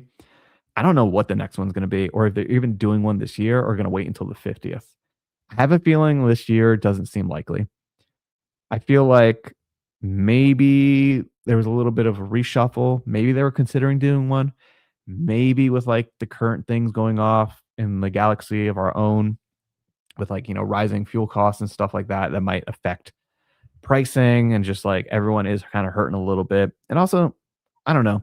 There's been a lot of HasLabs back to back to back to back. I don't mind taking like a year off, wait until the 50th and do another one. As far as like a Geonosian arena or just stuff to help build out that battle Geonosis, I do think they might give us like an environment piece or something like that. It's hard to say. It just makes sense maybe with like the Ore, like maybe we'll get the three pillars with like Obi-Wan, Padme with a like ripped shirt or something like that. But yeah, I don't know about a full Geonosian arena. Um, we do have the older one. I don't have that one. But yeah, I was kind of thinking like, how do I want to display all this stuff when it does get here? Um, yeah, but yeah, HasLabs. I don't know. Are you guys a little tired and burnout of the HasLabs? Are you still got some energy or some funds to get more HasLabs out there? Let me know. And what do you want to see? Creative solutions for your photos. Thanks, man. Yeah. When you get in that zone, sometimes the creative like inspiration just like kind of flows. It's nice. Sheesh, bro. These photos are so good. The lighting is incredible. Must have been a lot of work to set up. To be honest, man, sometimes it is and sometimes it isn't. These were surprisingly easy. I don't know if it's just because I'm in a good mood from the show. I'm like really inspired, but they came together pretty well. Like this shot right here specifically, maybe like 30, 40 minutes of like, you know, concept, setting it up, and actually making it happen. Obviously, then it takes me a little bit of time to like edit it. It's probably like another hour or so. And I'm also like extremely like detail oriented and like particular. But yeah, overall, didn't take too much time. Even the second one, I just this one, it just kind of came to me an idea, and I already had some of the pieces there. So yeah, it just kind of like came together pretty easy. I will say there's times where I get frustrated, you know. Not so much like pissed off or anything, but like it's just not hitting. Like I'll set them up and like maybe they fall over, or just like I'm not feeling like I don't know, just the way it's looking in general.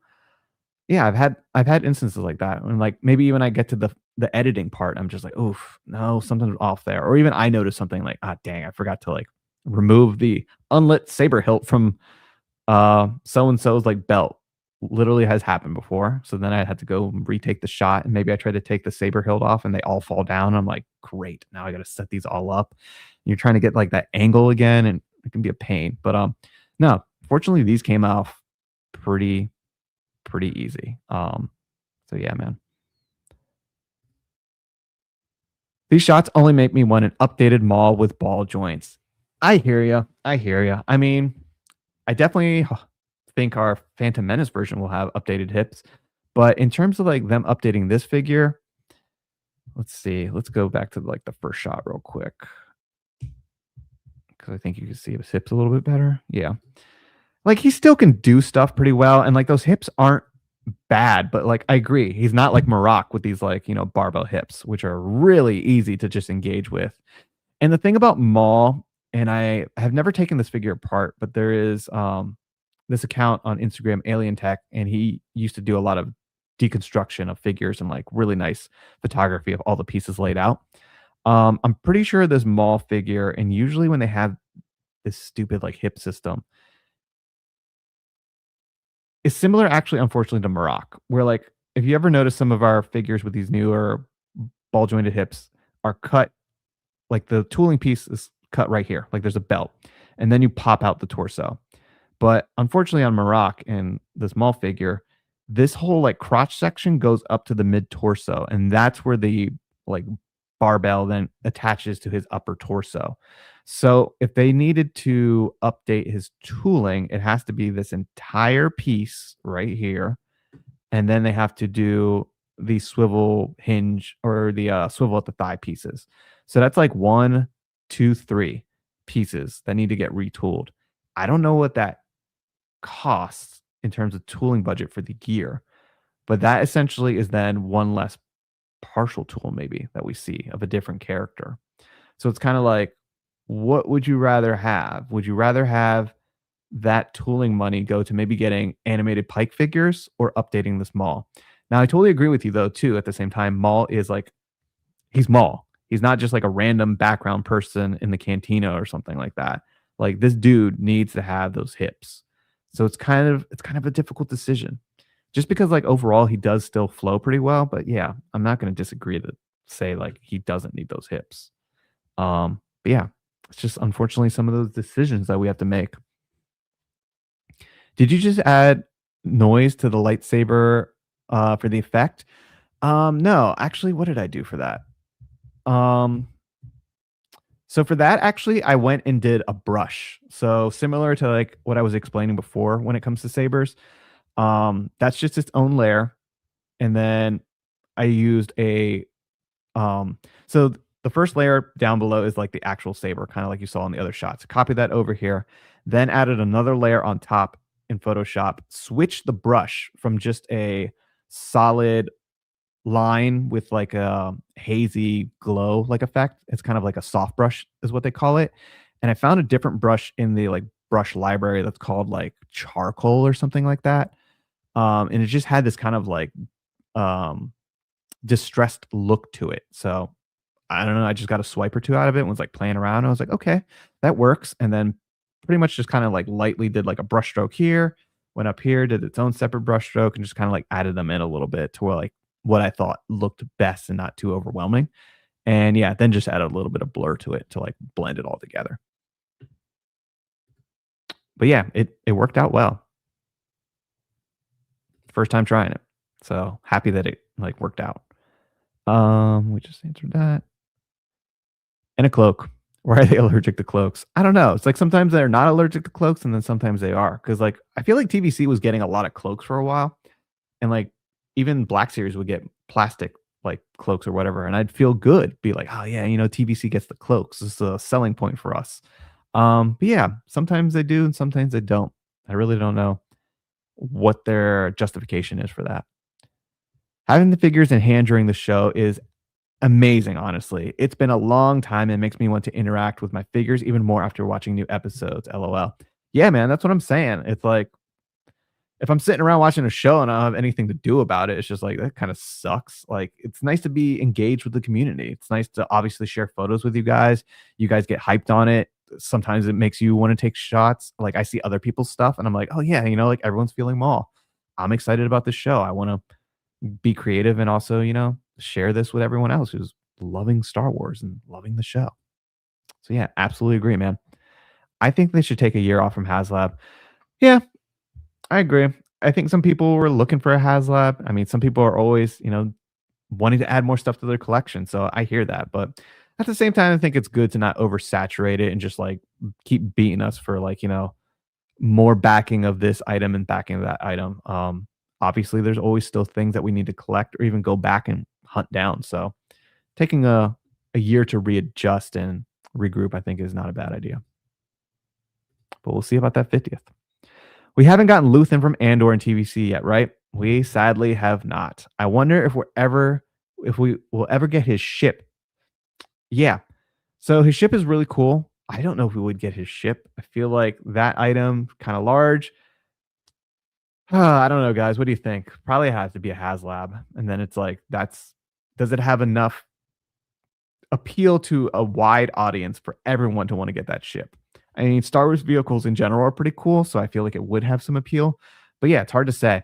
As far as Luthen, I hope that Hasbro got the message because he's won not only last figure standing, but now just won March Madness. Hasbro, I think people want Luthen. It's time to like check that figure off the list, man. So yeah, hopefully we see him sometime soon. And it'd be nice to get, a couple more Andor figures because they were kind of light on that too. Especially for the second season. I don't even think we got anything, did we? The last two barely made it. Yeah. I mean, it's just hard when I don't know if they just barely made it, but it's like it's a big ask to keep having these large ticket items that we have to, put down the money for while still also collecting stuff. And like I mentioned earlier, man, like heck, eggs are not what they used to be in terms of pricing and just everything is going up. It's just like, priority sometimes can be a little bit tough. I've heard people talking about the arena, but I can't see them doing two consecutive Geonosis HasLabs. I think the next one will be OT for the 50th. Yeah, yeah, I agree, man. I feel like another Geonosian one It just doesn't seem likely. That's why I said, like, maybe they would do, like, a play set, like a small diorama piece or something for that, but I don't see, like, a full-on, like, Geonosis arena. I think it would be cool. It would also have to be pretty dang big, and it's like, what is the selling point of it other than, like, a couple doors that open and just, like, a way to display your figures? I just think it would need more. As for the 50th, I mean, there's been a lot of talk and rumors with that Death Star. That's something that has like multiple different rooms. Obviously, people love the Death Star. Who knows? Sounds like it would be pretty expensive, $1,000 or more. I don't know how that sits with people. So again, HasLab is definitely a lot of, I feel like, talk, preparation, and discussion before they jump into one of these projects with good reason. You want to come correct. I'd rather we get regular releases than HasLabs like before times. Yeah, I agree. I don't think everything needs to always have to be a HasLab. It's good to also take a break because it then allows us time to be like kind of settled, forget about HasLab for a little bit. And then if they come out of nowhere and surprise us with something that you're like, dang, look at that. That's amazing. Never thought they would do it. Okay. It creates a little bit more momentum behind that HasLab as well. Yeah, the gunship was amazing, and it did struggle a bit. I don't really see Hasbro double dipping into Geonosis for HasLabs, unfortunately. Yeah, I kind of agree. I also just think that the gunship itself was something that we'd already seen before. So it was the first HasLab where it was like a redo item. Now, while that is cool because people had been wanting like a bigger gunship or whatever, there was a ton of people like that were like, I already have this. Why do I need to pay for even more expensive one? Maybe I'm happy with the toy version that I have, which I don't fully agree with, but I can see some people's justification for not needing it. So that was something that was really working against that gunship. Very happy that everyone was able to rally behind it enough to get it funded and at least get like Coleman unlocked. But yeah, I don't see them double dipping back to back like things either, which they haven't even done. It's like been the Mandalorian, then we got like Rebels. Yeah, it's not like they did two back to back Mandalorian ones. So like, why would they do two back to back Attack of the Clones HasLabs? You got to keep it somewhat fresh and interesting. If they did a HasLab this year, I would love to try a special figure pack instead of a ship or a playset. If not that, I'd like a year off. Yeah, I feel you. I feel like the figure dream pack is something that a lot of people want just because we're always asking for more characters. I just think it would be a little expensive for sure because it's going to be a lower production run. So definitely something like $30 a figure, maybe. Is that something you're willing to pay? I think I would be just to get more figures in the line. And if it allows us to really catch up on some stuff, sure. But at the same time, it's like, should we have to do that, Hasbro? Not really. I don't want to have to like fun catching up, but like, yeah, I don't know. I don't know. But yeah, like I said, I'm honestly fine with the year off right now. It's been good to kind of chill when it comes to that stuff. Because also, as somebody who like tries to support and like speak up for the community, I try to make videos on stuff and all that. I got plenty of reviews to do. I'm trying to like stay afloat. I'm obviously over here live streaming weekly with you guys. I wanted to do that at least for Maul Shadow Lord. I'm always trying to like get behind the camera and take some photos. It's a lot of stuff, and I'm just one stinking Jawa, so I could use a little break when it comes to like campaigning for something. So yeah, I'm cool with that year off, man. To be honest, sometimes I feel like I really wish I could be Grogu in season 2, where that stormtrooper just like blasts him with the stun thing, and they're like, "Looks like you could use a nice long sleep." Pew. Like I could use like a freaking month off, man, and just sleep. It'd be nice. Be nice. Now's a good time to get niche stuff out along with the mains, especially in gaming. That's the other thing too. I really would like them to get back into some gaming figures, especially after seeing that Nihilus recently. Like we got that Revan. He was pretty sought after to where they had to do that production run recently. Hasbro, come on. Revan needs some updated figures to go on my shelf with him. I could see Hasbro skipping HasLab this year and doing one Pulse exclusives like they did with the Throne Room. So that's another thing. That's a good point, man. I did like that Pulse exclusive Throne Room. I think that was pretty cool. I wouldn't mind them doing more stuff like that. I will say I think that's been pretty effective for them in other lines. So I don't really collect 6-inch stuff, but I got that Sentinel from X-Men 97 because 1, I love X-Men back in the day as a kid. I had a lot of those toys and stuff like that, and X-Men 97 was pretty badass. It's one of the only reason I bought any 6-inch figures. Like, I bought those figures. I bought mostly, like, the main, like, X-Men characters from, like, back in the day. But that Sentinel was also something I always thought was super cool as a kid and always kinda wanted. So I got that thing. It's pretty cool. I have it in display downstairs, like, in, like, the living room. But, all that to say is, like, they did that pretty much similar, Pulse exclusive, buy it now. When it's done, like, we'll have a couple more or whatever. But yeah, I really just like that method that they have sometimes to just have enough confidence behind a thing to like put it up, come and get it. It'll be like a limited run. Maybe we'll do some in the future, but no telling. I think it'd be good for them to do that with like, mid-size or like somewhat large vehicles. Wouldn't a HasLab for the 50th be announced this year or so to get it next year? Well, that's the thing. I think they would probably do the celebration and announcement during the 50th anniversary, and then you're going to get it later. So I see what you're saying. You would want to get the thing in hand for the 50th, but I feel like with the energy of the celebration of the 50th, they probably do it as a reveal during the 50th. At least that's just like how I think they would think about it. I want to see a Sandcrawler HasLab for the 50th and made to order Millennium Falcon next year. Go big for the 50th. I know a lot of people want that Sandcrawler. I know. Don't get me wrong. I think the Sandcrawler would be kind of a cool thing. I just don't know how many people are like super hyped on it overall as like a giant community. I know there's a lot of people who love the OT who are really, really into it. But then there's a lot of people who are like, all right, it's a giant brown box. Is that really that exciting? I kind of think parts of it are and parts of it aren't. Um, I think it would be cool to display with my Razor Crest for sure, especially if you have the ability to make it like the OT version or like the Mandoverse one that we saw. But yeah, I definitely don't think a HasLab is potentially coming, but it could be a cool thing. Maybe that could be a Pulse exclusive. I don't know. A made to order Millennium Falcon though. What are you talking about? A bigger Millennium Falcon than we have? That would be pretty big, man. And already the Ghost is like bigger than the Falcon, and the Ghost is a considerable piece of plastic back there. So I don't know how much larger I would want to see a Star Wars vehicle get personally. They still need to be manageable. I'm not trying to park it outside in the driveway. They've said their budget is quite a bit larger for 2027. I would imagine so. I would imagine so. I hope they're really bringing the heat, really doing a good celebration. Hey, what's up, Stephen Murphy? Good to see you here, man. Glad you could make it. If they made Old Master Maul or Solo Maul, then that'd be a way to update him and worth doing so. Yeah, that's actually true. You make a good point. You make a good point. Wow. That's a really good point, man. Yeah, I would love to see Old Master Maul from Rebels. Again, they kind of like slowed down a little bit on a Rebels release, and I want to see more figures going with my Ghost. So yeah, Old Master Maul would be pretty cool. Solo Maul is also a pretty cool looking like character design. So yeah, more Mauls the better in my opinion. So that's a good idea though in terms of updating the hips.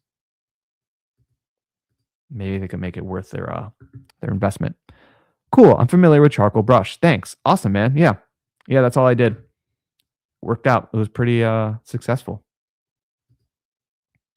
Oh, what's up, sci-fi dude, man? Good to see you here. Yeah, I was actually wondering. I was like, where are you at? Because you're always up in the chat, man. Glad you can make it. Star Wars family. It's all good, man. We're here. We're chilling. We're just hanging out.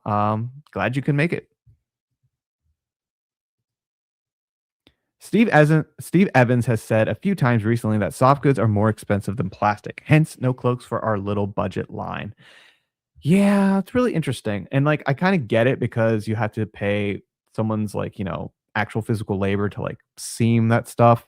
So molding some just plastic piece that you can put over it is definitely kind of easier. But again, this was a repack figure, so there was already some money back on their tooling investment. So it's like, could you give me a little bit of something new? I mean, I'm paying $20 for this thing, and back in the day, it was like 13 bucks, maybe even 12 when that wave was out. I don't know. I bought a few of them, man, in store. I bought quite a bit. Feel like some tooling investment was probably paid off, and just a little cloak here, man. Just a little cloak. I'm not asking for the cloak and the hips. I mean, I would love both, but heck, give me the cloak at least. That has to be cheaper than casting new metal tooling. Andor has no merch. This is the time. Yeah, I know. Andor. uh, Yeah, Andor's sad. They really didn't get too much out for Andor, at least in TVC. I mean, not too much either in Black Series, but they did get some of those army builders, so that would have been nice to see. I had the Geonosian Arena MSB and three beasts, the War Room, three packs, the deluxe packs that go together to make the Droid Factory I've wanted to display forever, would need a museum display at all. Isn't that just always like the thing, man? Always, always trying to find space. Collections in space are always kind of, competing, kind of like we got going on here. Fonder Hallcraft has been on my list of ships that I want for a long solar sailor. Right on, man. I mean, it's a cool ship, don't get me wrong. Question: is there a figure stand you would recommend for TVC? I don't really use too many figure stands, to be honest. I usually try to just have my figures kind of stand on their own, but I have gotten like some from Amazon. You can just search like vintage collection figure on Amazon. And they have like clear display stands. Not the peg doesn't always fit in every figure because sometimes they just don't have the depth of the hole in these newer figures, but you could always put a little piece of tack on there or like something to keep it on the stand itself. That should help. But yeah, I don't know. If anybody has some suggestions for like display stands, let sci-fi do know. Gotta run. See you next time. Thanks for the hang. Awesome, man. Great to have you, Nicholas. Always a pleasure. Take care, man. I'll see you on the next one. I'm not doing a 1K HasLab. I love this hobby, but hell no. Yeah, I hear you. That's a big price tag. It's a big price tag. It would have to be real vibrant. Not all Star Wars fans are stacked. That's facts, man. And heck, I mean, every day everything is more expensive. So I feel you, dude.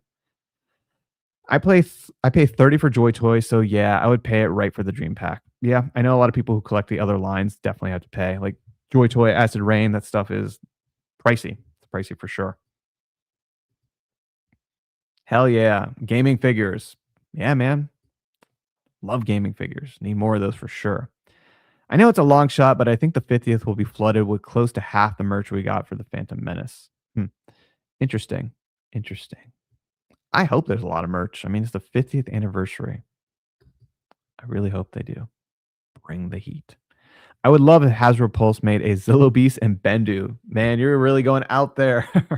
I love both of those. I just do not know how they would actually bring those into like our collections or if there would be enough people. I mean, heck, I would definitely want the Bendu.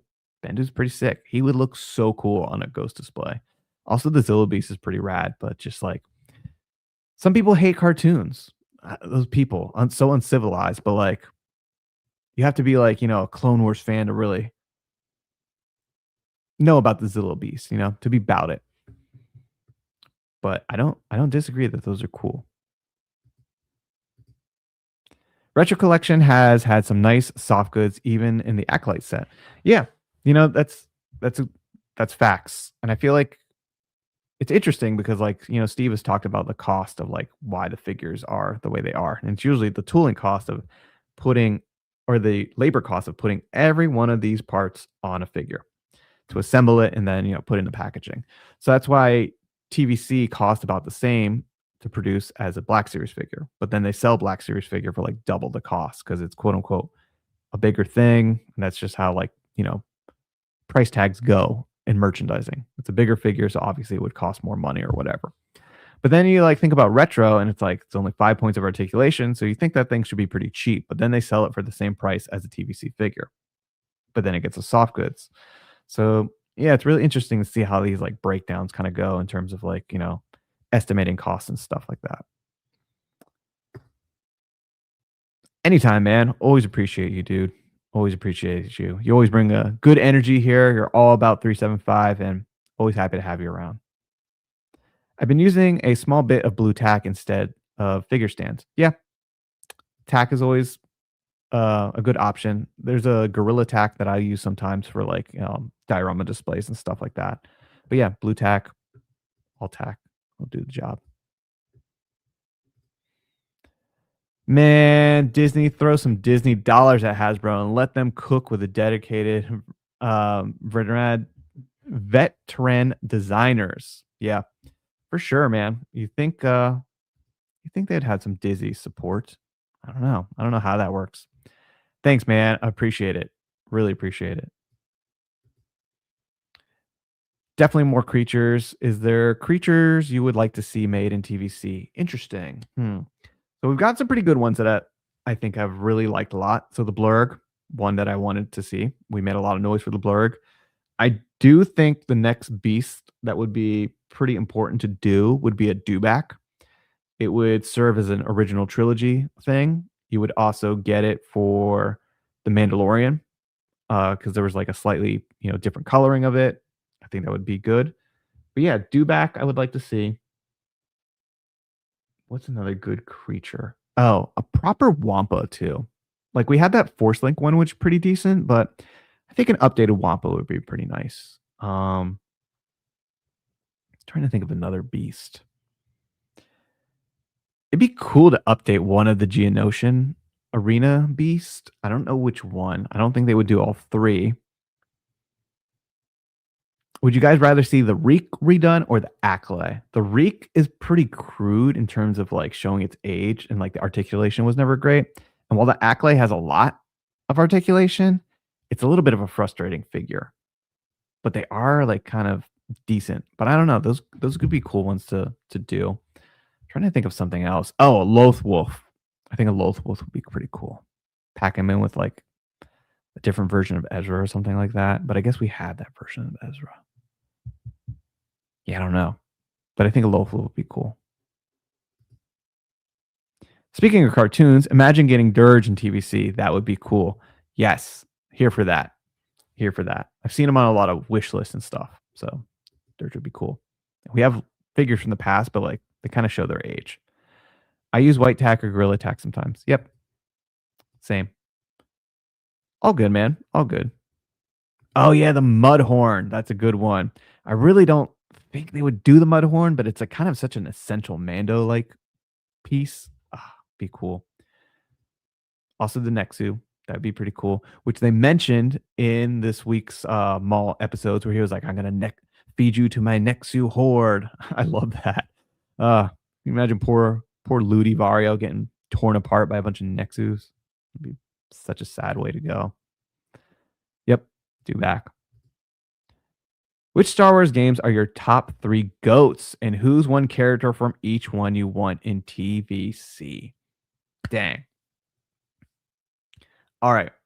So first off, X-Wing versus TIE Fighter. Now, there's no real character that you would kind of get from that game, but that was like the first Star Wars game that I ever played. Well, maybe not actually, because I had the Super Nintendo one for like A New Hope or whatever, and that was pretty crazy. Such a hard game to beat when I was a kid. But I feel like the first time when I was like old enough and like kind of like collecting and like my like early teens or whatever, X-Wing versus TIE Fighter. I remember when I played that, I was just like, this is so stinking cool. Like a simulated, like nothing like that before. So that one just holds a special place in my heart because it was such a cool game and I spent so much time playing it. And just also to be in like different vehicles that we don't see that much like on the big like screen or something like that, like flying like B-Wings and all that stuff. Like, yeah, it was just such a cool game. So that's one of my tops. Then Jedi Knight Dark Forces 2. Love that game. Again, computer game, played the heck out of that thing. I would love to see some characters from that. So I was definitely jealous of that Kyle Katarn figure recently. So I think I want a Kyle Katarn from that game. And then trying to think of another game. Shadows of the Empire. Shadows of the Empire really was a good one too. I mean, that's just like in the era that I was like growing up and N64 like came out and it was just like, N64 was the shit. GoldenEye, Shadows of the Empire, Mario Kart. It was just like a time to be alive. So I really like that game because also like we had figures from it around that time, so I was just, like, kinda into that. Boba Fett's in it, I also love those little stories, like, in between things to, like, kinda fill in some of that, like, mystery and, like, what was going on, so for that, obviously, again, a proper Dash Rendar because 'cause we've only had that one Dash Rendar. Yeah, that figure could use an update, man. Could use an update. But yeah, there's so many good games. It's so many gaming characters in general that, like, they should do. Like, don't even get started on, like, KOTOR. I was just talking about getting some solid Wampas and, Mogus. Yeah, a solid Wampa would not be bad. The Force being from the Clone Wars would The Force being from the Clone Wars would probably be pretty cool. Okay, you're talking about the Mortis gods. The father, son, and daughter from Mortis, I mean. Maybe a multi-pack. I would be here for that, especially with, like, the vibes that are coming from Ahsoka season 2. Mortis was really cool. I like that arc quite a bit, and, I'm very, very excited to see what we're gonna be getting in live action. It's gonna be so confusing to, like, people who are not, like, hip on the Clone Wars and stuff like that. They're just gonna be like, "What the hell are they talking about now in Star Wars?" But yeah, Ackley is huge and probably be $100 plus. Yeah, definitely thinking that. Oh, you know what's another cool beast we could use? It's similar to Ackley though, like a proper large Maldo Crease spider. Because we got those little ones, and I actually bought one of those Black Series ones recently. I saw it on eBay without like the Mando figure, and it was like pretty cheap.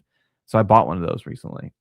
It's a pretty decent size, but I wouldn't mind like a bigger one. Those things were pretty cool, and you saw them in Rebels too. They're just like Macquarie art, like they're cool. Loth Wolf, yeah, they're not for everyone, but I love a good Loth Wolf. A new dewback would be awesome. Yeah, I think it's time for a new dewback. I feel like that one's gonna come for the 50th. Makes sense. A Mudhorn will be a perfect chance for us to get a proper season 1 Mando before he gets his new Beskar and we get rocker ankles. That is true. That is true. Although now I definitely like look at some of those older Mandos and I'm like, man, this new one with the like updated upper body just looks so much better. So much better. More characters from KOTOR. Yep. Star Wars video games would be so nice. Yeah. They kinda were doing decent with that Gaming Greats line, and then they just kinda, like, fell off. I mean, another thing I wanna see is some Jedi Fallen Order stuff. Like, I want them to redo the Purge Troopers. We need Cal's first look, second sister. Like, Hasbro, you got a list of stuff that you gotta do. Come on. When Rebel Assault came out, is when I got into collecting Star Wars as an adult. Oh, cool. Right on. KOTOR 2, Battlefront 2, classic. Yep. All those, man. TVC Wampa, Jedi Survivor, Empire Strikes Back. Oh, good question. Well, I feel like the ESB one is the must, and then you can always repaint, kit bash, whatever you need to do other ones. But the base mold would definitely be like the classic Empire Strikes Back. Star Wars Galaxies is an honorable mention. True. Mortis Gods 3-pack. Oh, another vehicle I want is the Mantis. Oh, true. True. You don't care, man. Just do it. Just do it. Right on. So let's see. Yeah, we've been going pretty long here. Um, not sure if I have anything else. Let me see. I think we covered pretty much everything. Yeah, we did. Literally just give me the Mantis crew. Hey man. Put in those wish lists, make those comments, get people rallied around it. It could happen. It could happen. But yeah, man. Yeah, we've been going pretty much 2 hours, so it's been a good time. I like seeing y'all here again. A lot of familiar faces from last time. It was good to talk about Maul. I do want to, let's just take a look at one of those, one of those saber battles one last time. Oh, Like, honestly, we're watching this right now, and I'm probably just gonna go watch this again, like, the full episode. It's just so good. It's just so good. I'm so hyped on this show. I can't wait for next week. I do like that we get, like, 2 episodes too. I think I would be pretty bummed if, like, we were just getting 30-minute teases here and there. Like, a week, that would be rough.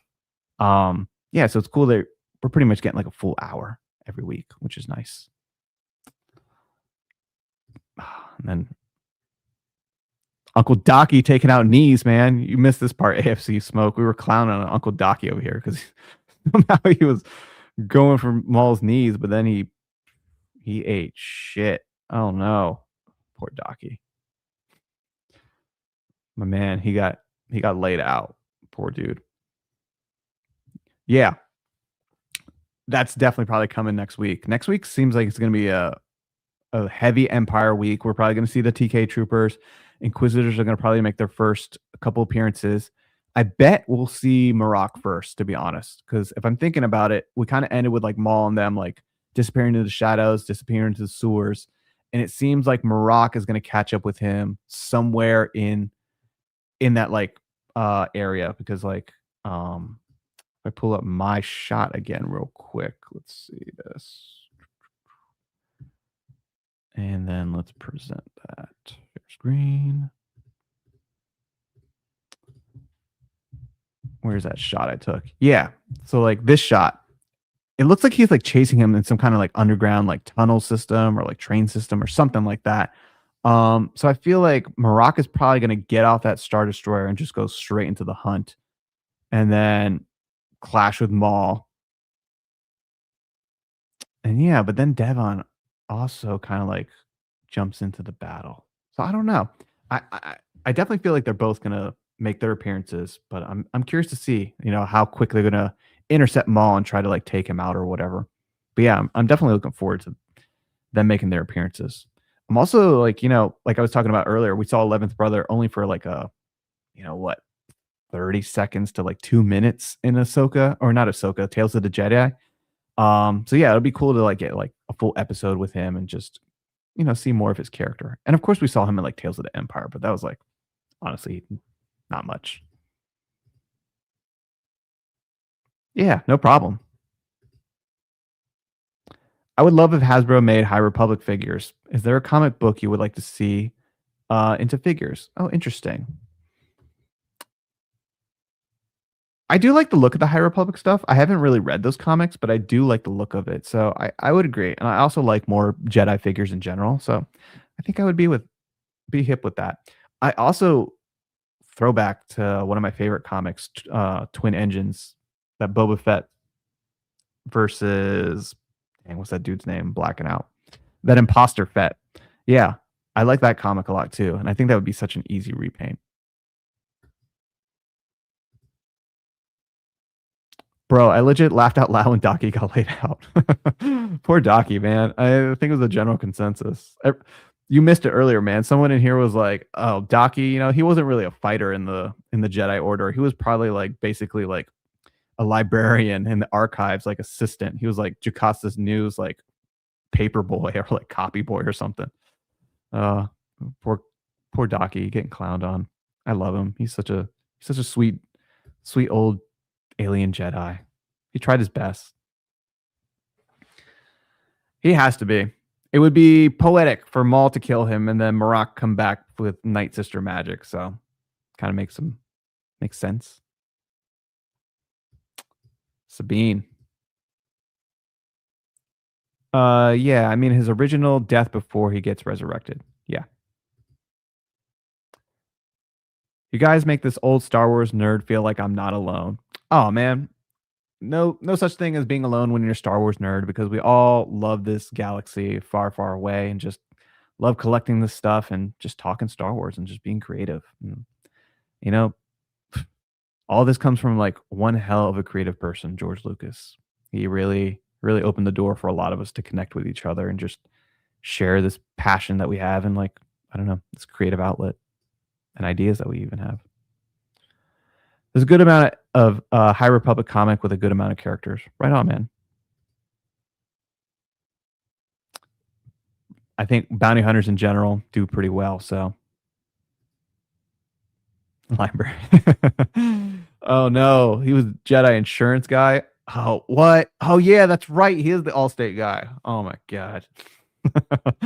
He was yeah, he was probably the life insurance person on the Jedi Council.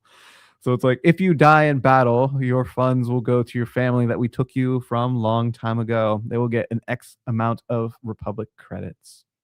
That is freaking hilarious, man. Suckers before long. Yeah, they could use an update for sure in TVC.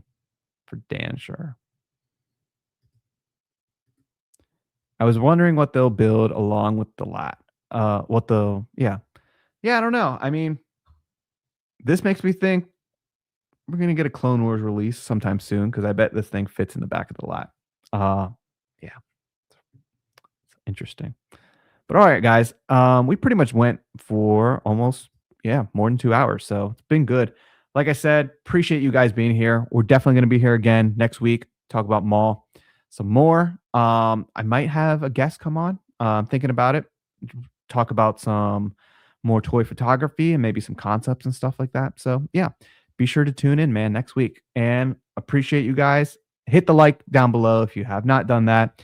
Or even if you're new here watching, just kind of lurking in the shadows yourself like Maul, feel free to subscribe, hit a like, and yeah, may the force be with you. Appreciate you guys.